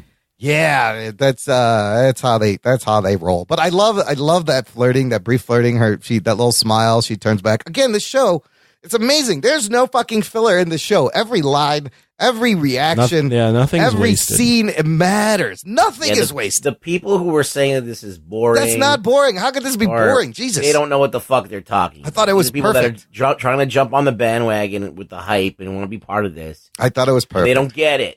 Yeah. So, shut the fuck up. Let's talk about Braun. Yeah, and also, if you're getting in at this show at this point, and you've watched this many seasons, there are plenty of episodes where nothing in terms of action happens, but it's a lot of character development. It's all character. There's a lot of scenes. Even one of my friends who caught up on Game of Thrones, she didn't love it because she was like, well, there's a lot of scenes where they're just talking. I'm like, yeah, you got to pay attention to that shit. That's the thing. When I started watching the show, I'm like, man, nothing is what, like, you have to listen to every line, every word, every little glance, every expression. It all means something, and it's all clues. Okay, who are we going to talk about? Bran is real creepy, just sitting there in the wheelchair. Yeah, you notice how I rewatched the scene. You notice how John hugs him and then looks at him. He's like, "You're a man now." He's like, "Not yet." Yeah, and John's Or like, almost. yeah. And John looks at him like, "What the fuck is wrong with you?" Yes, he has no idea that he's gone all fucking crazy, three-eyed raven. Yeah. And but then when he's like, "I'm waiting for an old friend," I was like, "I wonder who that is." And I didn't catch who that was, and then I realized. holy shit! At the end, and the whole episode, I was like, "Where's Jamie? I want to know where the fuck Jamie's in." Jamie Rhodes in at the very last minute, turns around, sees Bran, and literally has an oh shit look on his face, which is amazing when he sees Bran. And Bran, You know what he thinks to himself? He goes, "How is this motherfucker in a wheelchair?" What is that chair with wheels? I've never heard this. And meanwhile, Bran is like, "Can you give me a little push, Jamie? I just need to get over there." Push. But wow, I can't. Look. There's no reason that anyone there would just kill him right away. Like, there are several people there that should just instantly kill Jamie Lannister without even letting him explain what the fuck is going on. So this is going to be interesting. He killed, Daenerys. I think he's going to go on trial. Dad. Yes, that'll be great. The trial scenes are always fucking great in the show. So that's going to be amazing. Yeah, they teased. Spoiler alert! They teased in the next episode about some sort of trial. You were talking about the Bran and Jamie seeing each other and how it parallels. Oh, let's the other get things. to that. There's a lot of these. Yeah, right, Ron? Yes, there is a couple of awesome parallels, full circle from season 1, episode 1. The attention to detail, fucking great. They are really saying this is the final season. For example, season 1, episode 1, Arya is climbing a tree with the Stark helmet, thrilled to see a king arrive at Winterfell. Season 8, Episode 1, a little boy breaks past Arya, climbs up a tree, thrilled to see a queen and king arrive at Winterfell. Season 1, Episode 1, a king and queen come to Winterfell to meet with the Starks. Same thing. Season 8, Episode 1, king and queen come to Winterfell to meet with the Starks. Season 1, Ned and Robert Baratheon, who are best friends, talk in the crypt about Lyanna and Rhaegar Targaryen, Lyanna Stark. Season 8, Jon and Samwell, best friends, talk in the crypt about Lyanna and Rhaegar. Here's where it gets great. Season 1, Episode 1, the Starks welcome Cersei, Robert Baratheon. Ned says, Winterfell is yours by grace. Season 8, the Starks welcome Jon and Daenerys. Sansa says, Winterfell is yours by grace. Geek boner. In the first season, the White Walkers made a crop circle out of wildling body parts. It was like the swirl for the night, the Night King swirl. Season 8, young Lord Umber pinned to the wall with that similar swirl crop circle pattern. And then the best one, Season 1, Episode 1 ends with Jaime pushing Bran out the window. Oh, shit. Season 8, Episode 1 ends with Jaime seeing Bran for the first time since he pushed him out the fucking window. Holy shit. And there are more. Isn't that crazy? There are music cues that are similar that go back. There's way more things that they've done, but it's so cool. I don't know how many people even picked up on the parallels because I didn't initially until I started I did not either. seeing One of the things. Yeah. One of the things that you pointed out, which I wanted to jump in earlier, was the swirl. Yes. Like, that shows up a lot. Yes. It shows up around the tree. Yep. The swirl when and they're in the overhead yes, shot. the bisected circle is another sign that shows up a lot. Yeah, they even in the intro, if you look at the snow that the last keep is in a swirl. Oh, like that. Ooh. So, and that's, obviously they found the kid's body with the swirl on there. So the spiral, as they call it. Spiral. And it's also, some people have noticed that it's similar to the Targaryen sigil in terms of the swirl. Dude, that scene when the kid was out of focus and his eyes open was legitimately fucking scary. Yeah. That was Lord Umber. Young Lord Umber. Yep. I was like, oh, fuck, his eyes just open and he just starts screaming. And they should have called him Lord Lumber. Lord Lumber, because he went up burned like up like fucking wood. This episode has everything. Boobies, kids on fire, Jon riding a dragon. I mean, what more do you want from the Game of Thrones? What about Bronn ending up on the side of Cersei? And I love this moment too. Qyburn gives him the crossbow that Tyrion used to kill his dad and goes, you need to kill Jaime and Tyrion for Cersei. And his response is, this fucking family. I was like, that's fucking that odd. But I don't think he's going to do it. They're buddies. I don't think Cersei really wants Jaime dead. She wants Tyrion dead, that's for sure. I do think she wants Jaime dead. Because he turned on her. So my theory is he wants him dead because that baby is gone, and she is using Euron to put another baby in her. Because Euron can get her elephants, maybe. Yeah, fucking so why she banged Euron? That was the first time, Ruggs. Remember we talked on the Patreon? That's the first time they banged. That is the first time. And she kind of, this is how you lead. This is how you rule. Sometimes you gotta she had to give it up to get armies and elephants. Something. Where are my elephants? Something. Show me that dick. I love how small details too on Euron's character. Yeah. Like I love how that actor is so arrogant, right? Such a dick. But he's also very insecure. Yeah. In that he asks her, yes, how did I compare to Robert? Yes. She's like, how do I compare to your cousin? Yeah. He's got to know. He's still trying to be like, I'm the best, right? I'm the best. Yeah. But you he's gotta tell me. Tell me I'm the best. Yeah. She's like, you really want to compare yourself to a King Robert. Right. That was great. He knew he had whores around every time and still didn't know his way around a woman's body. Oh, that's right. That's what she said. Yes. Yeah. There's no. You got to be related to please. Yeah. Yeah. Clearly, she prefers family. Theon saving Yara was also pretty great. I'm still rooting for Theon as he makes his way back from his trauma. And Theon's become a little bit of a redeemable character. I love Theon now. And the fact that they're going back to the Iron Islands, who knows? They got boats. They got a he stronghold. ain't going back. Oh, that's right. She's like, she's going back just in case things get bad and they can bring them back there. That was a great moment because he's like, you're my queen, I'll follow you. And she's like, look, I can see you want to go and help them. Right. He's half Stark. You're half Stark. That was your family. It's okay. And I was like, oh. That's good. Yeah. They welcome each other with a headbutt, which I guess that's what you do in that family. And then you help him. Well, he did leave her. He did jump off the boat, remember? He did jump off the boat like a real puss. He's got the knife. The guy's got the knife to it. He's like, I'm out, and jumps off the boat. Yeah. Hilarious. See you later. Yeah, it's hilarious. Did you know about the dragons' names and the significance? Yeah, they're all the Targaryen brothers and sisters' names. Yes, I did not know this. Viserys, named after her brother, and that's the one that's dead. Right. That the Night King has. Right. Rhaegal, after Rhaegar. named after Rhaegar, and that's the one Jon rode. And then Drogo, named after Khal Drogo. Yep. And Drogo was the one that was staring at them. Yep. Maybe he's jealous. That he's like, bitch, that's Khal Drogo's woman. One of the questions that I have about the dragons is that are they all male? And if they can fucking make more dragons. They can make more dragons. Whoa. These are male, I believe. These 3. Yeah, well, they're named after dudes, so that pretty much seals These it might up. be the last ones. Yeah. Like, I mean, they weren't like unisex back then. well, the dragons were thought they'd have gone extinct anyways for years until she fucking burst these dragons. So I'd like to see them shit out a couple of eggs. Yeah, you got to start breeding these fucking dragons. Where do the eggs come from? I don't know. Predictions, fellas, for next week. Predictions. In the next 2, again, episode 3 comes out the week of Avengers Endgame. It's the longest episode, almost 90 minutes of the whole show. I don't think Winterfell survives after that. I think Winterfell is going down. Yeah, I would go with. I don't know what's going to happen in the trial of Jaime. Yeah, that's going to be but interesting. I will. Yeah, it's not going out on a limb to go that Winterfell is going to fall this time. They're going to have to fall back to another place, maybe even. Do you know the significance of Winterfell? No, you said I didn't know that, but you said it in the spinoff show. What is it?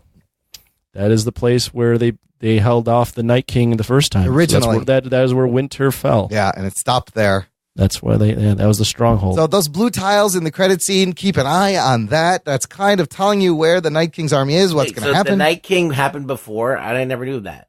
Yeah, they repelled the Whites and the White Walkers before with the help of the Children of the Forest. That was like thousands of years ago. Yeah, yep. Right? The first men and the Children of the Forest. Which is maybe that's what the sequel show is apparently about. Also, that era. Right. Oh shit. So, but at this point, for these people, it's something they read in history books. You know. Right. They didn't think this shit was real. Maybe they made it up.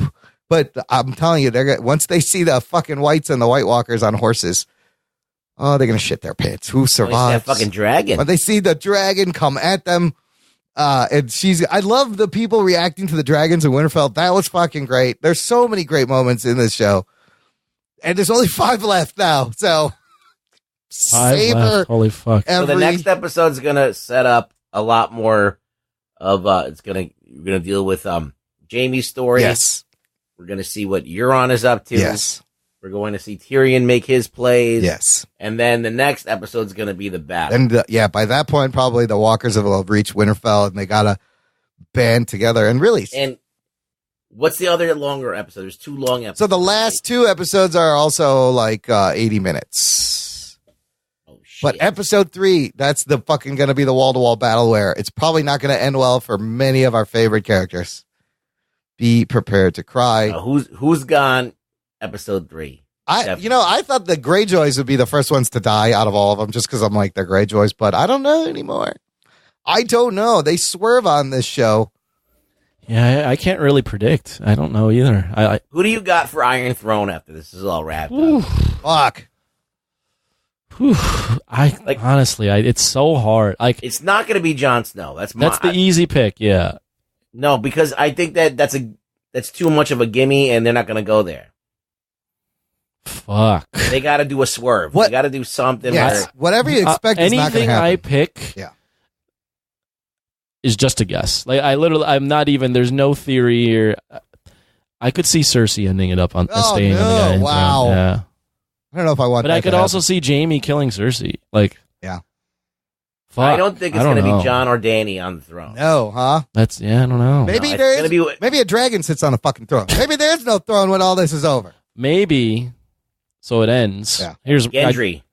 Well, hey, He's a that's bastard. possible too. He's an heir. He's the bastard Stark Baratheon. He could he could be a bastard Baratheon, yeah. Or no, yeah, he could be the bastard Baratheon. Not the bastard Baratheon. No, he might actually be Cersei's lost son. Oh shit, that's right. Because in one episode he talks about his mom having golden hair. Yeah, and she talks about missing a son that had dark hair, I believe. Oh, did you also notice Ed Sheeran got burned up and he has no eyelids? That the girl when Bronn was with the girls, the naked girls, they were like, "Oh, that redhead Eddie, he's horrible. He got all messed up." That's fucking Ed Sheeran's character. Oh, okay. Here's something I just came up with on the spot. Someone's on the throne. It's Jon Snow at the end, right? Yeah. Cut it right at the last second. Takes off the mask. It's Arya, faceless man. Arya. See, that could happen too when you got a faceless man walking around. Right. You don't know who this, but can she be like an adult person who's taller than her? She can be anytime she puts on the face. Yeah, she becomes that magic. She becomes that person. Yeah. That may not even be her right now. We don't know. I hope we see Jock and Hagar again. Do you think we'll see him? Who's that? The faceless man. One of the faceless men. The trained her. And no Brianna Tarth. So where was Where was she? No Brienne's tarts. No Brienne's tarts. Where was she? They sent her away to do something, and I can't remember what it was. I don't remember either. But like we were talking about. So both of you guys liked it? Absolutely. Absolutely. That's great. Great reunion. And needed to do what needed to be done. And fuck, I just want more. Watch it over and over again. Yeah, I'm like, so it's a good primer. Yeah. Yeah, it is. A great. It's a good first episode. But the thing is, if like you look at the episode times, you can kind of like, okay, next episode's going to be It's about the same not time. gonna be action. Right. It's And gonna then be a setup episode. Yeah. And then the next episode was going to be fucking crazy. Then we're going to come down off of that and then maybe deal with some bullshit. And then you got the big two next ones. And so it's going to be an awesome ride. It's going to be a crazy ride. And unlike Walking Dead, when they would do their extra long episodes and they would just fucking decompress shit even more. And you're like, why is this 90 minutes of just people staring? Yeah, Walking Dead is way more boring. Holy shit. So speaking of viewers, like I said last week, this is the last kind of appointment TV show there is on TV right now. This is something people need to watch right away. 17.4 million viewers across all platforms watched the premiere, and the number's just going to go up when they get like the DVR and the +1, +2 day numbers. The season 7 premiere, by comparison, averaged 16.1 million viewers. So they broke their record of the highest series premiere. Wow, for I'm not surprised. Game of Thrones. Oh, so in terms of wow, in this Variety article, season 1 started with 9.3 million viewers. Season 6, 25.7 million fucking viewers. When have you last seen a TV show that is pulling in 20 fucking million people plus? So it went down? No, it went up. No, I'm saying, but see, you said season 6. Oh, that 20. That's the total. Like I was talking about the premiere. Oh, that's average. Yeah. Yes. This includes delayed viewing on demand. So that number may go up. Yeah, the season 7 averaged 32.8. So season 7 averaged 32 No million. one's not going to watch this season if you watch season 7. Holy shit. Absolutely right. Yeah, this will do better. It's unbelievable. And then one last little funny note in terms of geek news and Game of Thrones. Old Jorah Mormont. You know Jorah Mormont, right? Played by Ian Glenn. Yeah. Well, in season 2. Yeah. Titans on the DC Universe season 2. Ian Glenn will be playing Bruce Wayne. Oh shit. Isn't he old? Jorah Mormont will be playing an older Bruce Wayne on Titans. He is He's old. just old as shit. He looks old as shit. Yeah, so I guess, this is going to be an His older. skin looks like leather. Like he could be like the Batman Beyond Bruce Wayne. That's what he looks like.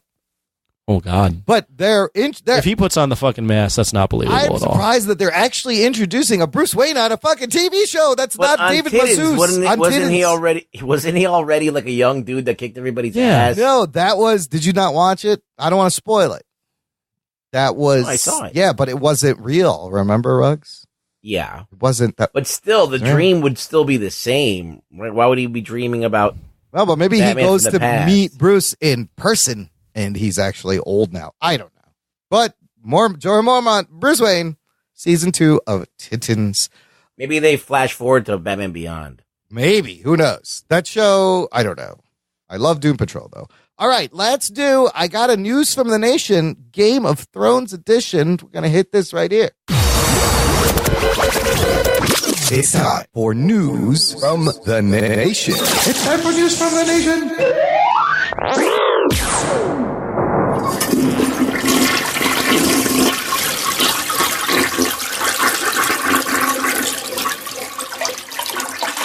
And I'm back from the washroom. Thanks for waiting.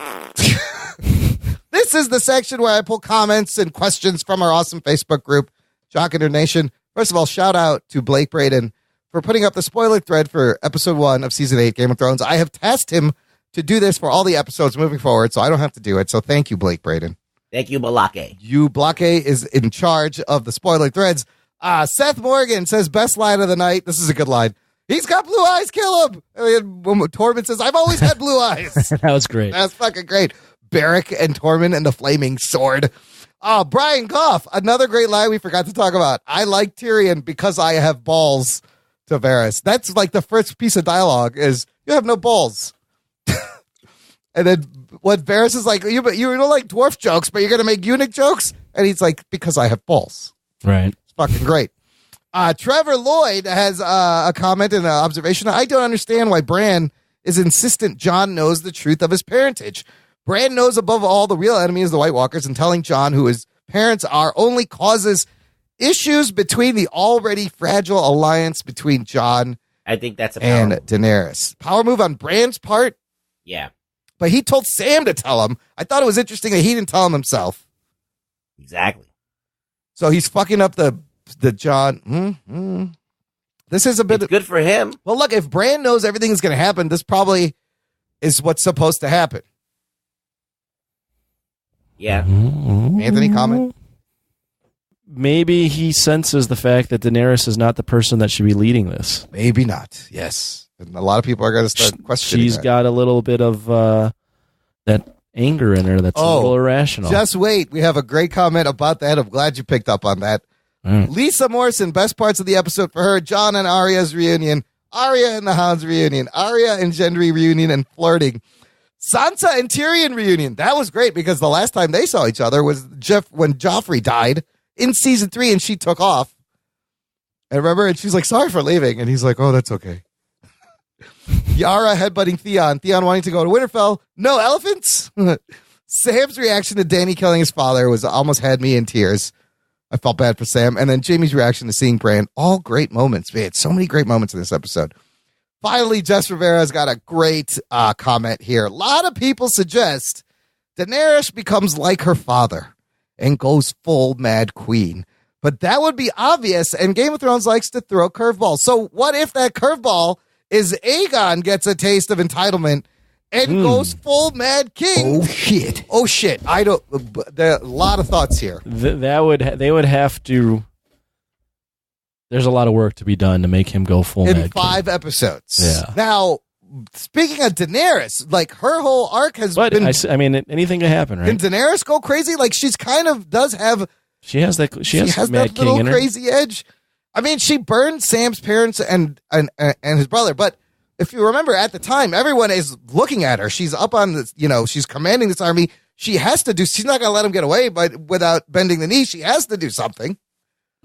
These are debatable if she had to do that. these are the things you got to do to keep an army. But could she go crazy and then someone's got to take her out?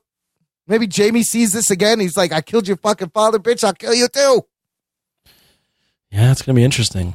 I think that Daenerys thinks that she's this great hero. Yeah. And she is in a lot of ways. Yeah. But she's also bloodthirsty. Oh, very bloodthirsty. Yep.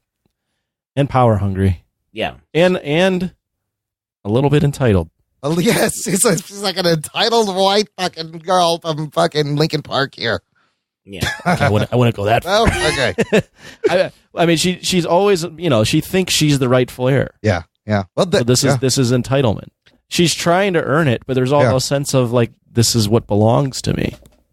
Well, she's done everything that she needed to do.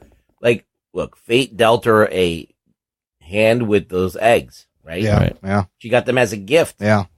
They were gifted to her. So she kind of took that and rolled with that and made shit happen, and was able to kind of earn her place. Jon Snow, on the other hand, he was in a similar situation, but he was an outcast and was always the reluctant hero. Yes, reluctant king. But always made the right decision. I don't think he ever killed someone out of joy or because he needed to. So he's got more of a moral edge on Daenerys for who deserves to be there. Absolutely. He is the Captain America to her Tony Stark. Well, a little bit. Does that make sense? Maybe. It's stretching it. Yeah, maybe. So this brings up another question. If Jon is full Targaryen, is he also fireproof? Do you think? And he's half Targaryen. Isn't he? He's half. Right. Okay. Yeah, that's the thing. Danny's full on. She's full, so she can walk through the fire. No problem. Yeah. He can only walk halfway. He's a Song of Fire and Ice. He is the Song of Fire and Ice. Exactly. He's the combined. Man. Did you guys notice one quick thing? The red burning meteorite or comet in the sky again? What? No. It's back? It's back. It was back in the intros, Yes. I believe. You notice in the I saw it in the sky somewhere. Ship. Yeah. It's back. And that was a lot of the Red Priestesses thinks that's the cue for Azor Ahai or whatever. Melisandre, that was her deal, right? Yeah. It was like that. Wow, I forgot that there's like a cosmic space threat still coming also. So maybe last episode, the meteor hits, everybody dies, done. There's no throne, there's nothing. The whole planet explodes. Yeah, I don't know. No Night King. Well, that was know. Nobody gets a Night King now. See what happened? You just ruined it for everyone. I don't know. There's definitely, the more Targaryen you are, you gotta have some of that fucking crazy blood, man. Yep. There's gonna be crazy We'll see. blood. We'll see. Good stuff. It's a lot to discuss in that first episode. These are almost like mini movies. They are, dude. Each one, it's chock I'm exhausted full. already. Yeah, and the fact that there's 6, they gotta put so much shit in there. Listener, join the Facebook group. We're gonna have to figure out what we're doing next week. We'll talk about it. Yeah, I think the following week we're gonna have to do 2 episodes. That's all we can do. Yeah, if you Instant want reactions. If you want to hear, Are we gonna do an episode for each one of these? Yes. Okay. Here's the deal right here. First of all, listener, join the Facebook group. There's great conversation about Game of Thrones going on. Second of all, next week, like we said, we're going to do Avengers Endgame. But if you want to hear what we thought about the second episode and third episode right away, you know what to do. You sign up to the Patreon. Because Postmortem. Yes, we will do instant reactions because next week we will not be talking Game of Thrones. The following week we'll catch up on 2 and 3. This is a week behind as it is. Now, you want to hear it right away? Sign up for the Patreon. There you go. There you go. Get it right away, and it's a lot of fun. All right, I got a little segment here. Let's get to the Jock Coachella report. I'll give you this. That's fucking awesome. Yeah, that's really good. Oh, do you even podcast? I think that's appropriate. Anthony, take a few minutes. I want to know how it went and how you would compare Coachella to the other festivals you have been to. Ooh, so yeah, I went to Coachella weekend 1. If you're listening to this now, it's actually 2 weekends. So weekend 2 is happening as this is released. All right. So a little context. So give me just 1 second here. I'm gonna pull up a little Coachella history.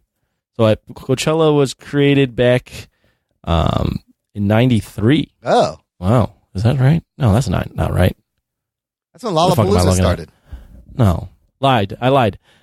Its origins are in '93, but the first one was in October '99. Okay.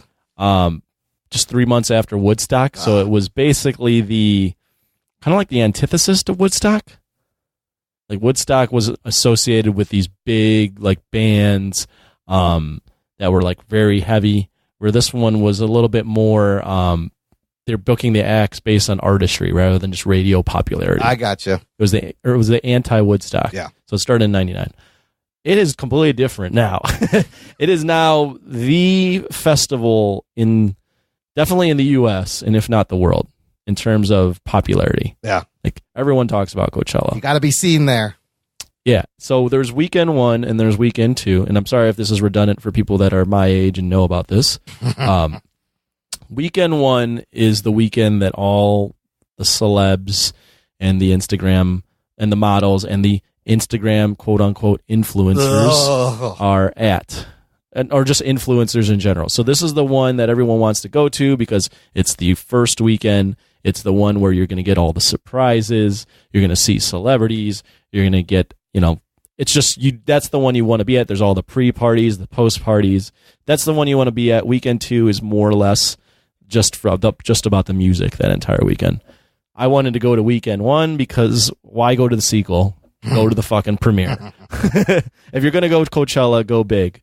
So I went to weekend one. Same acts or different acts? It's always the same acts. Okay. But weekend one offers more surprises. Weekend two, you'll get surprises, but you'll either already know about them or they might not even happen, or they might be slightly different. Thing. So it's like there's no different people playing. It's all the same people playing the second weekend. Yeah, I mean, you'll get a little variation in some of the like lineups, but all the for the most part, it's pretty much the same. Oh, so shit. yeah, so weekend one is when you get your selfies, though. Yes, weekend one is when you get your. It's usually it looks like about they're up to about 120,000 people every day. Wow, that's a lot of people. Yeah, it's a lot.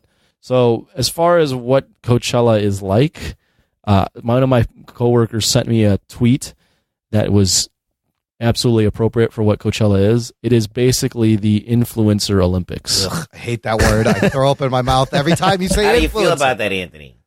It's interesting. I mean, so you walk in, and first off, unlike other festivals I've been to, like Lollapalooza or EDC in Las Vegas, each one has their own vibe. Lolla is more or less relaxed, and a lot of kids, a lot of high schoolers.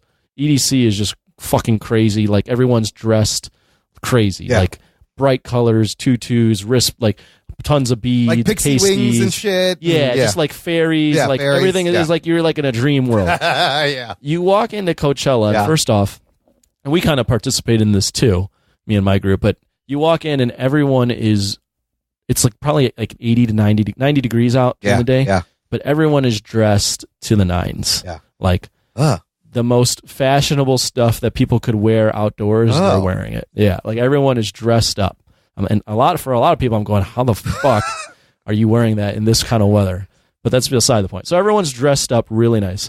Second thing I notice is, goddamn, everyone is fucking beautiful. Yeah, yeah. Yeah, like legitimately, everyone, you look around, you're like, you are surrounded by the most beautiful young people in the world. That's amazing. I noticed that in your photos on Instagram, I'll be honest. So you notice those two things right away. Third thing you notice is everyone when you get there during the daytime, everyone that is there, or a good majority of the people that are there, are having photo shoots. Okay. Everyone sounds exactly like G-Fest. Get in line for your selfies. Similar to G-Fest. Everyone is taking pictures of themselves, getting other people to take pictures of themselves. They notice, like, when we're lining up my group, they'll be like, hey, we'll take a picture of you if you get one of our group. So everyone's taking, then there's all these different art installations, and like there's a giant Ferris wheel. There's a lot of like photogenic stuff that you can take pictures with. So everyone's doing that. So for someone like me that doesn't recognize a ton of models or doesn't recognize a ton of these quote unquote influencers, I didn't know who the fuck anyone was. I was just like, what is this? Like, I literally turned to my friend. I go, this fest should just be called Instagram. Yeah. Like, this is all I feel it like is. they shouldn't let you in unless you have 10,000 followers. Like, you can't even get a fucking ticket. Right. Wow. As far as the music, I mean, it's a good, it's a good fest. You're going to get all different genres of music. You are going to get some really cool surprises. Like the sound failing on Nicki Minaj and Ariana Grande. You had P. Diddy. Yes, they had technical difficulties. I mean, Ariana Grande brought out NSYNC Reunion without Justin Timberlake. So how do you? Nicki Minaj, and brought out P. Diddy and Mace. Yeah, these are surprises, weren't they? I mean, Weezer brought out Chili from TLC and brought out like another band. Like there's that's fun. all sorts of shit. Yeah, there's all sorts of different surprises. But there's all these different genres of music. There's like 7 or 8 stages, so there's a ton of different stuff going on. I personally didn't notice any celebrities. Yeah. I had a buddy that was in VIP that said he'd met a few. I had some other friends that seeked them out and found them. If you are looking for them, you definitely will find models and celebs. Personally, I wasn't looking for them, so I never noticed You're it. probably walking right by them, and then but Yeah, who had knows? no fucking clue. Yeah. I was just there to enjoy the music. Dude, the fucking ribbon LED screen in the videos is amazing and a little seizure inducing. But wow, what a fucking screen stage setup. So take us through like a day of your, like, so you rented out this place. We rented out a really nice house in Palm. So Palm Springs is where a lot of people stay. There's a ton of mansions there. We rented out a really nice 4-bedroom, 3-bath, private pool, hot tub house. in Palm Springs. So Palm Springs is probably 20 miles out from Coachella, Indio, California. Every day we had the house. We'd wake up at 9 or 10, cook a big breakfast, get in the pool, just start drinking. I mean, just drinking all day, drinking until like 1 or 2 o'clock. Girls get ready. Guys get still drink. Girls done getting ready. Guys get ready real quick. By about 3:30, 4 o'clock, leave for Coachella. Get there about 5-ish. Then kind of get settled in, grab some beers. What's unique about Coachella is they don't allow you to leave the beer tents with beer, so they want to keep their grass pretty pristine. Oh, okay. So you can't really drink out by the stages, which is a little different. Wow. But then get there, have your lineup of acts. Inevitably, some people want to see one act, some see another, so you meet up at certain spots. Twice lost my friend.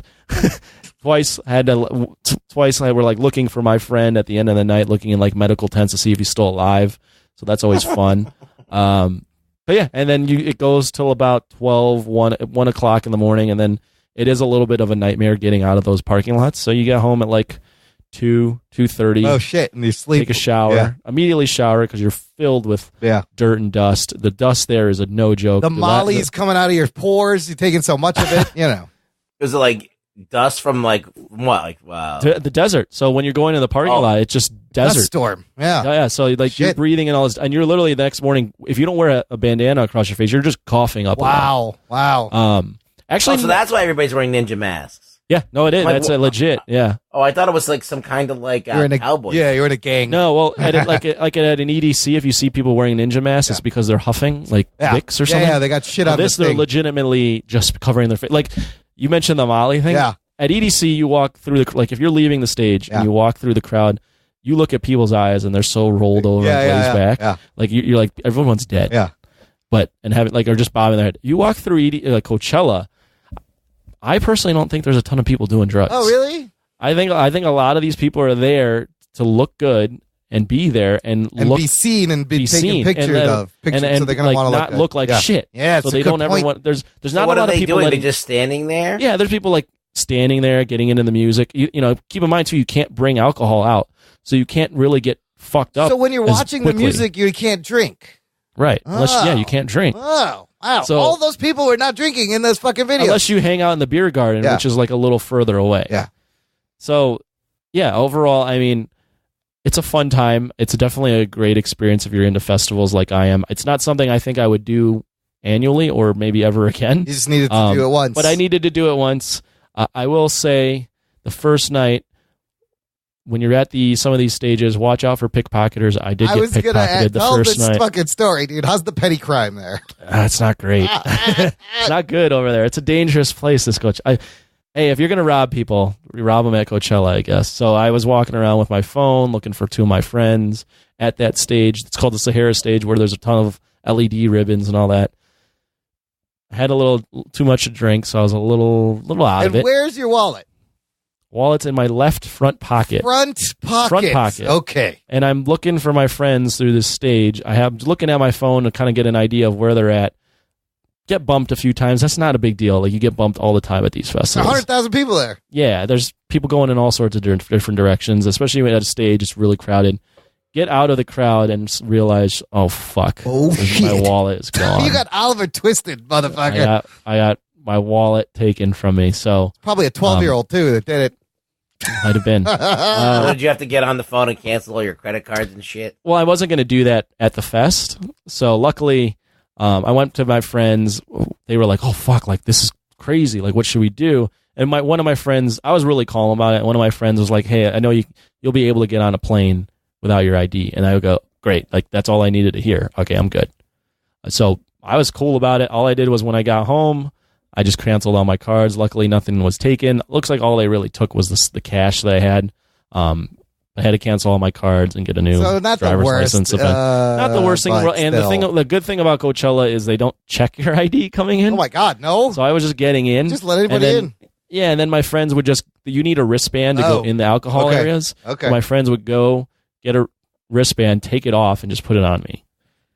Wow. So the only thing, and actually I mean, it sucks to, don't get me wrong, it sucked to fucking lose my ID and my like cash and like my credit cards and have to rely on other people for things. Yeah. But I mean, I had $70 in there, so I lost that. Yeah. But I basically traded $70 for, I probably would have spent all of that and more. At least $200 on alcohol and food. So the guy helped you out. I love to drink while I'm at these festivals. Like, so I got my card. I can't buy nothing. So like, it kind of actually saved me money. So the guy somewhat did me a favor in terms of saving some money.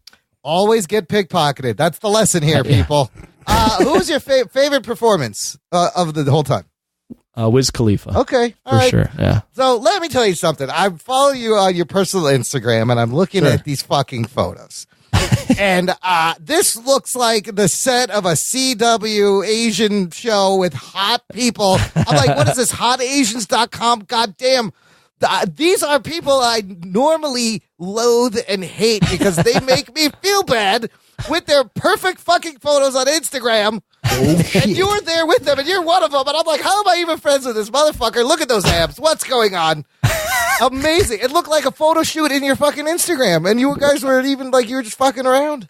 We were fucking around. We took a lot of photos because we wanted to. I mean, we always like to capture all the moments, but we were definitely like trying to look like influencers just to be fucking around. Yeah, you did it. We even had a bet the entire weekend. If you say the word influencer, you're automatically drinking. Like, don't fucking say that word. Or if you hear the word passing, take a drink. Right. But in every picture, we would take one smiling, one serious posed, and then one laughing, so that it was always like this thing of like, oh, look, like you have these photos to choose from. And also, side note, it's kind of a thing we do, but really stood out at Coachella. Every night, the guys and girls had themes. Yeah. So us guys, the first night wore like black clothing. The second day, we all wore Aztec clothing. Oh my God. Tribal clothing. Yeah. And then the third night, we wore like pop culture T-shirts. Oh shit, that's fun. So you look like a boy band on the third night? Yeah, so like the third night, like one guy was wearing a Sandlot T-shirt, one's wearing a Britney Spears T-shirt. I was wearing a shirt that said Willpower with Will Smith's face on it. So fucking hipster douchey. What the shit? Yeah, we definitely were douchey in that sense. But so great. You blend in the crowd. Like everyone is looking like this. I can imagine all. The only thing that sounds terrible to me about this is that, okay, you go to Coachella, you have this place, you go do this whole thing, and then the next day you got to saddle up and do it again. Then you got to do it, but then you got to saddle up and do it again. Yeah. Is it 2 nights or 3 nights? 3 nights, and you can only buy a 3-day pass. That's rough. The thing about that is where we do a lot of fests. Every morning is every night that you get home is like the most miserable thing because you're so fucking tired and you're dirty and you're hungry and you want to get home and you sat in that parking lot for an hour. Yeah. So that sucks. Yeah. You get home, shower or whatever. You wake up the next morning and you are coughing up a lung, tired, and sore in areas you never thought you would be sore for. And you wake up and you're like, shit. Go again. We have to do this again. I'm getting old. I'm beat up. But then you get that, I don't know, you just get that alcohol in you and you realize, shit, we're going to do this again and we have this fucking lineup that we want to see. And it kind of you just get by on adrenaline. But by the last day or by the day, when it's over, that day after it's the Monday or the Tuesday, your body is so drained. Like, I remember sleeping for like 12 hours when I finally got to my own bed. Fuck. Yeah, it's rough. I'm still like tired. It's like, and you can't even really. And it gets harder every year. You can't even party that hard because of how exhausted. We partied hard. Yeah. Okay. We partied hard, but there's a limit, man. Well, let me ask you this, which is I ask you every time when you come back, because every time you're getting a little bit older, Anthony. Yeah. How many more years of this you got in you? I don't know, man. To be honest, this is the first time where I've gone like, I don't know. This will probably change, and I'll probably do another one of these somewhere. Because it's always cool to go to a different city and do one. But this is one of the first ones where I'm like, I don't know if about traveling for these. Like, this is getting rough on the body. Like, I'm already in the mindset of I won't do EDC anymore unless you have to give me a really occasion, good reason. Celebration. And Coachella, same thing. If you get my entire crew or a good reason to go, then I'll do it. But I'm not instigating any of this anymore. Like, I've only got maybe a couple of these travel ones left in me. And I do think Coachella. The ones in Chicago are way easy. Like doing it in Chicago is easy because you get to go. You go there for a day, you come home, you sleep in your own bed. I mean, I think Coachella is one of those where it's you got to do it once in your lifetime, kind of like a bucket list thing. Coachella. So like Coachella's on the list of like all genre festivals. Coachella's like number one. Yeah. You've got like Lollapalooza is a pretty big one. Yeah. Luckily, it's in Chicago. Bonnaroo's a big one. Yeah. Oh, Bonnaroo. They still do that? Like, shit. They do it. Yeah, but that's a camping one. Yeah. Governor's Ball is big. And then as far as EDM, EDC, and like Ultra are really big right now. But no one's camping at Coachella. People camp. Oh, there is camping. There's a camping section too. Yeah, I thought so. Which is the weirdest thing because you walk past this camping area and you go, how the fuck are these schmucks looking this good when they get in there? They're coming out of a tent. They're coming out of a fucking tent on the ground.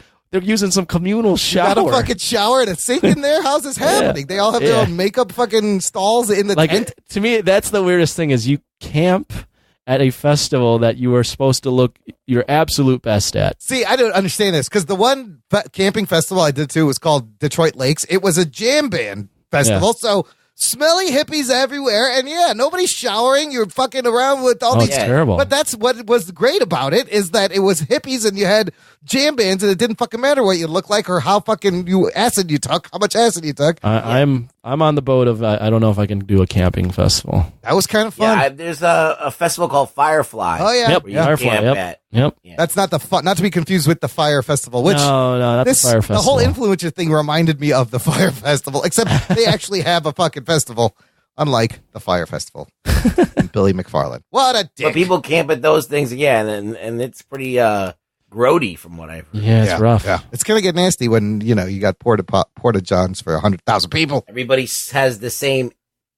Like swamp ass. Yes, but you guys did it right with the place and a nice big house. Yeah, I mean, it literally took. We started playing that in August of last year, so it took a lot of planning. Yeah, fantastic. Not something you can just jump into. Well, I'm sure tickets sell out right away, and you got to get the tickets first weekend. Tickets sold out right away. I'm so glad we can live vicariously through you because you're really the only person I know. I'm not even talking about the after parties too. Oh shit! I didn't get to go to any of them because I was just so beat up. There's after parties. The after parties, a lot of them are invite only, and it's free booze, free liquor, free game. Like there's some ones called Neon Carnival where it's just carnival games everywhere and celebs everywhere. That's where the influencing thing probably comes in handy.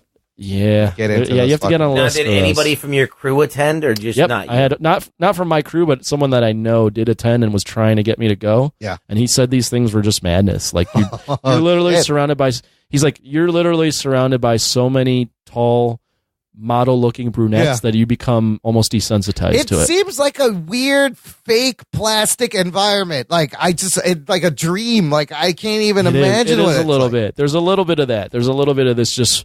Like how there's so many good-looking people in one place. We're not asking the most important question. Yeah. Did you seize the opportunity to do anything with any of these model-looking chicks? I did not. And the reason was I was there with an ex-girlfriend that I had planned to go with. Not that it was awkward, but it just I wasn't going to do that in front of. And she probably like a nice person. Yeah, and she probably wouldn't have cared and been like, he's single, he can do whatever the fuck he wants. Fuck him, whatever. But I wasn't gonna do that was just a weird situation for me. I wasn't gonna make it weird. Was there like you just stayed away from each other? No, we definitely partied together. But I definitely was looking around like, oh man, there's a lot of hot girls here, but I wasn't gonna run away and then show up with some random girl on my arm. Nobody touched his spaghetti. Somebody touch my spaghetti. Nobody did that. She probably wouldn't have cared, but it was more or less just for my own comfort. You're a I don't want to gentleman. make this weird. It's very gentlemanly of you. It's a nice thing. Yeah, you're thinking of other people's feelings. Like, how many times are you going to be around all these hot chicks? I know. This might be the only time. So yeah, I might have let this be a lesson to anyone that's out there. Yes. Don't plan a year out trip with someone that you've only been dating for 5 or 6 months. No, definitely don't buy a house with them. I got so many questions I can't ask them on this podcast. You can ask me on the Patreon. All right, great Jock report. Thank you so much. I live and fucking through your experiences, and now I feel like I went to Coachella and I don't have to go. There you go. If you want to hear any dirty details, you got to get the Patreon. Sign up for the Patreon. We'll get I'll answer more questions there. Okie dokie. Well, before we get to there, I have a quick Baseball Fantasy League update. Here's the National Felty League update. For all those in the league, here is Jason Dutch from the commissioner of the Felty League from Voice from the Underground.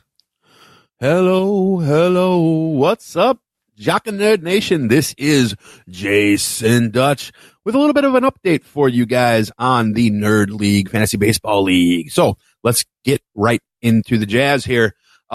Update on the standings as we are in the third week now, halfway through the third week. Jose Ibarra's Cleveland Steamers are leading the Dark Side division with a 2-0 record. Myself, Dutch's Suicide Squad, Gerald Glassford, and Mr. Miller's Speedsters are all 1-1. And Team Braden, managed by Blake Braden, who needs to change the name of his team to something more interesting, is 0-2. The Zack Attack leads the Thanos division, managed by Brian Goff. He is also 2-0. Jess Rivera, Felix Winterbottom, and Lisa Morrison are all 1-1. And poor Chaz, 0-2.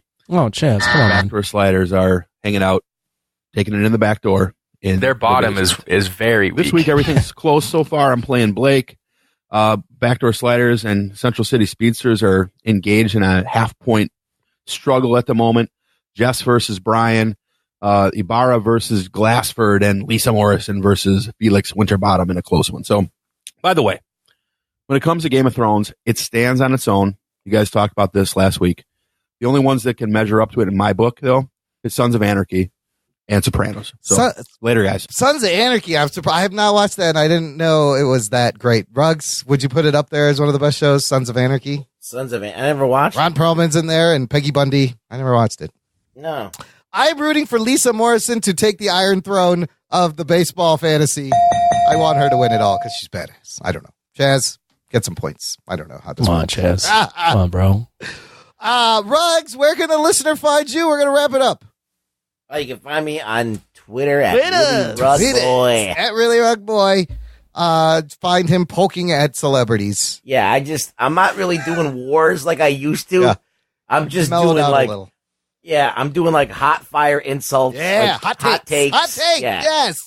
Get hot takes of Rug Boy at Really Rug Boy. Show notes for this episode, listener, visit jockandnerd.com/270. You'll find links to everything we talk about and our Amazon affiliate links for the U.S. and Canada. Another way to support the show, click it, continue shopping with your Amazon. You'll be helping us out. Subscribe for free wherever you listen to podcasts. If you haven't already subscribed, follow us on the gram at Jock and Nerd, Twitter at Jock and Nerdcast. And of course, if you like the show, listener, tell your friend. Show them how to subscribe. Sometimes it's a little technical for people when it's really just a couple of button pushes. But you'll be helping us out. Grab your friend's phone. Subscribe them right there. Thanks for listening this week to the Jock and Nerd podcast. My name is Imran. My name's Anthony. He's the Jock. He's a nerd. We'll hear you next time.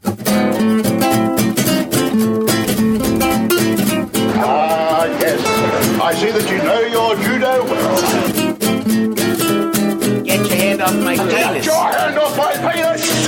Hand off my penis. Get your hand off my penis. No, you. Get your hand off my penis. Okay, fine. Now touch mine. Jock and Nerd.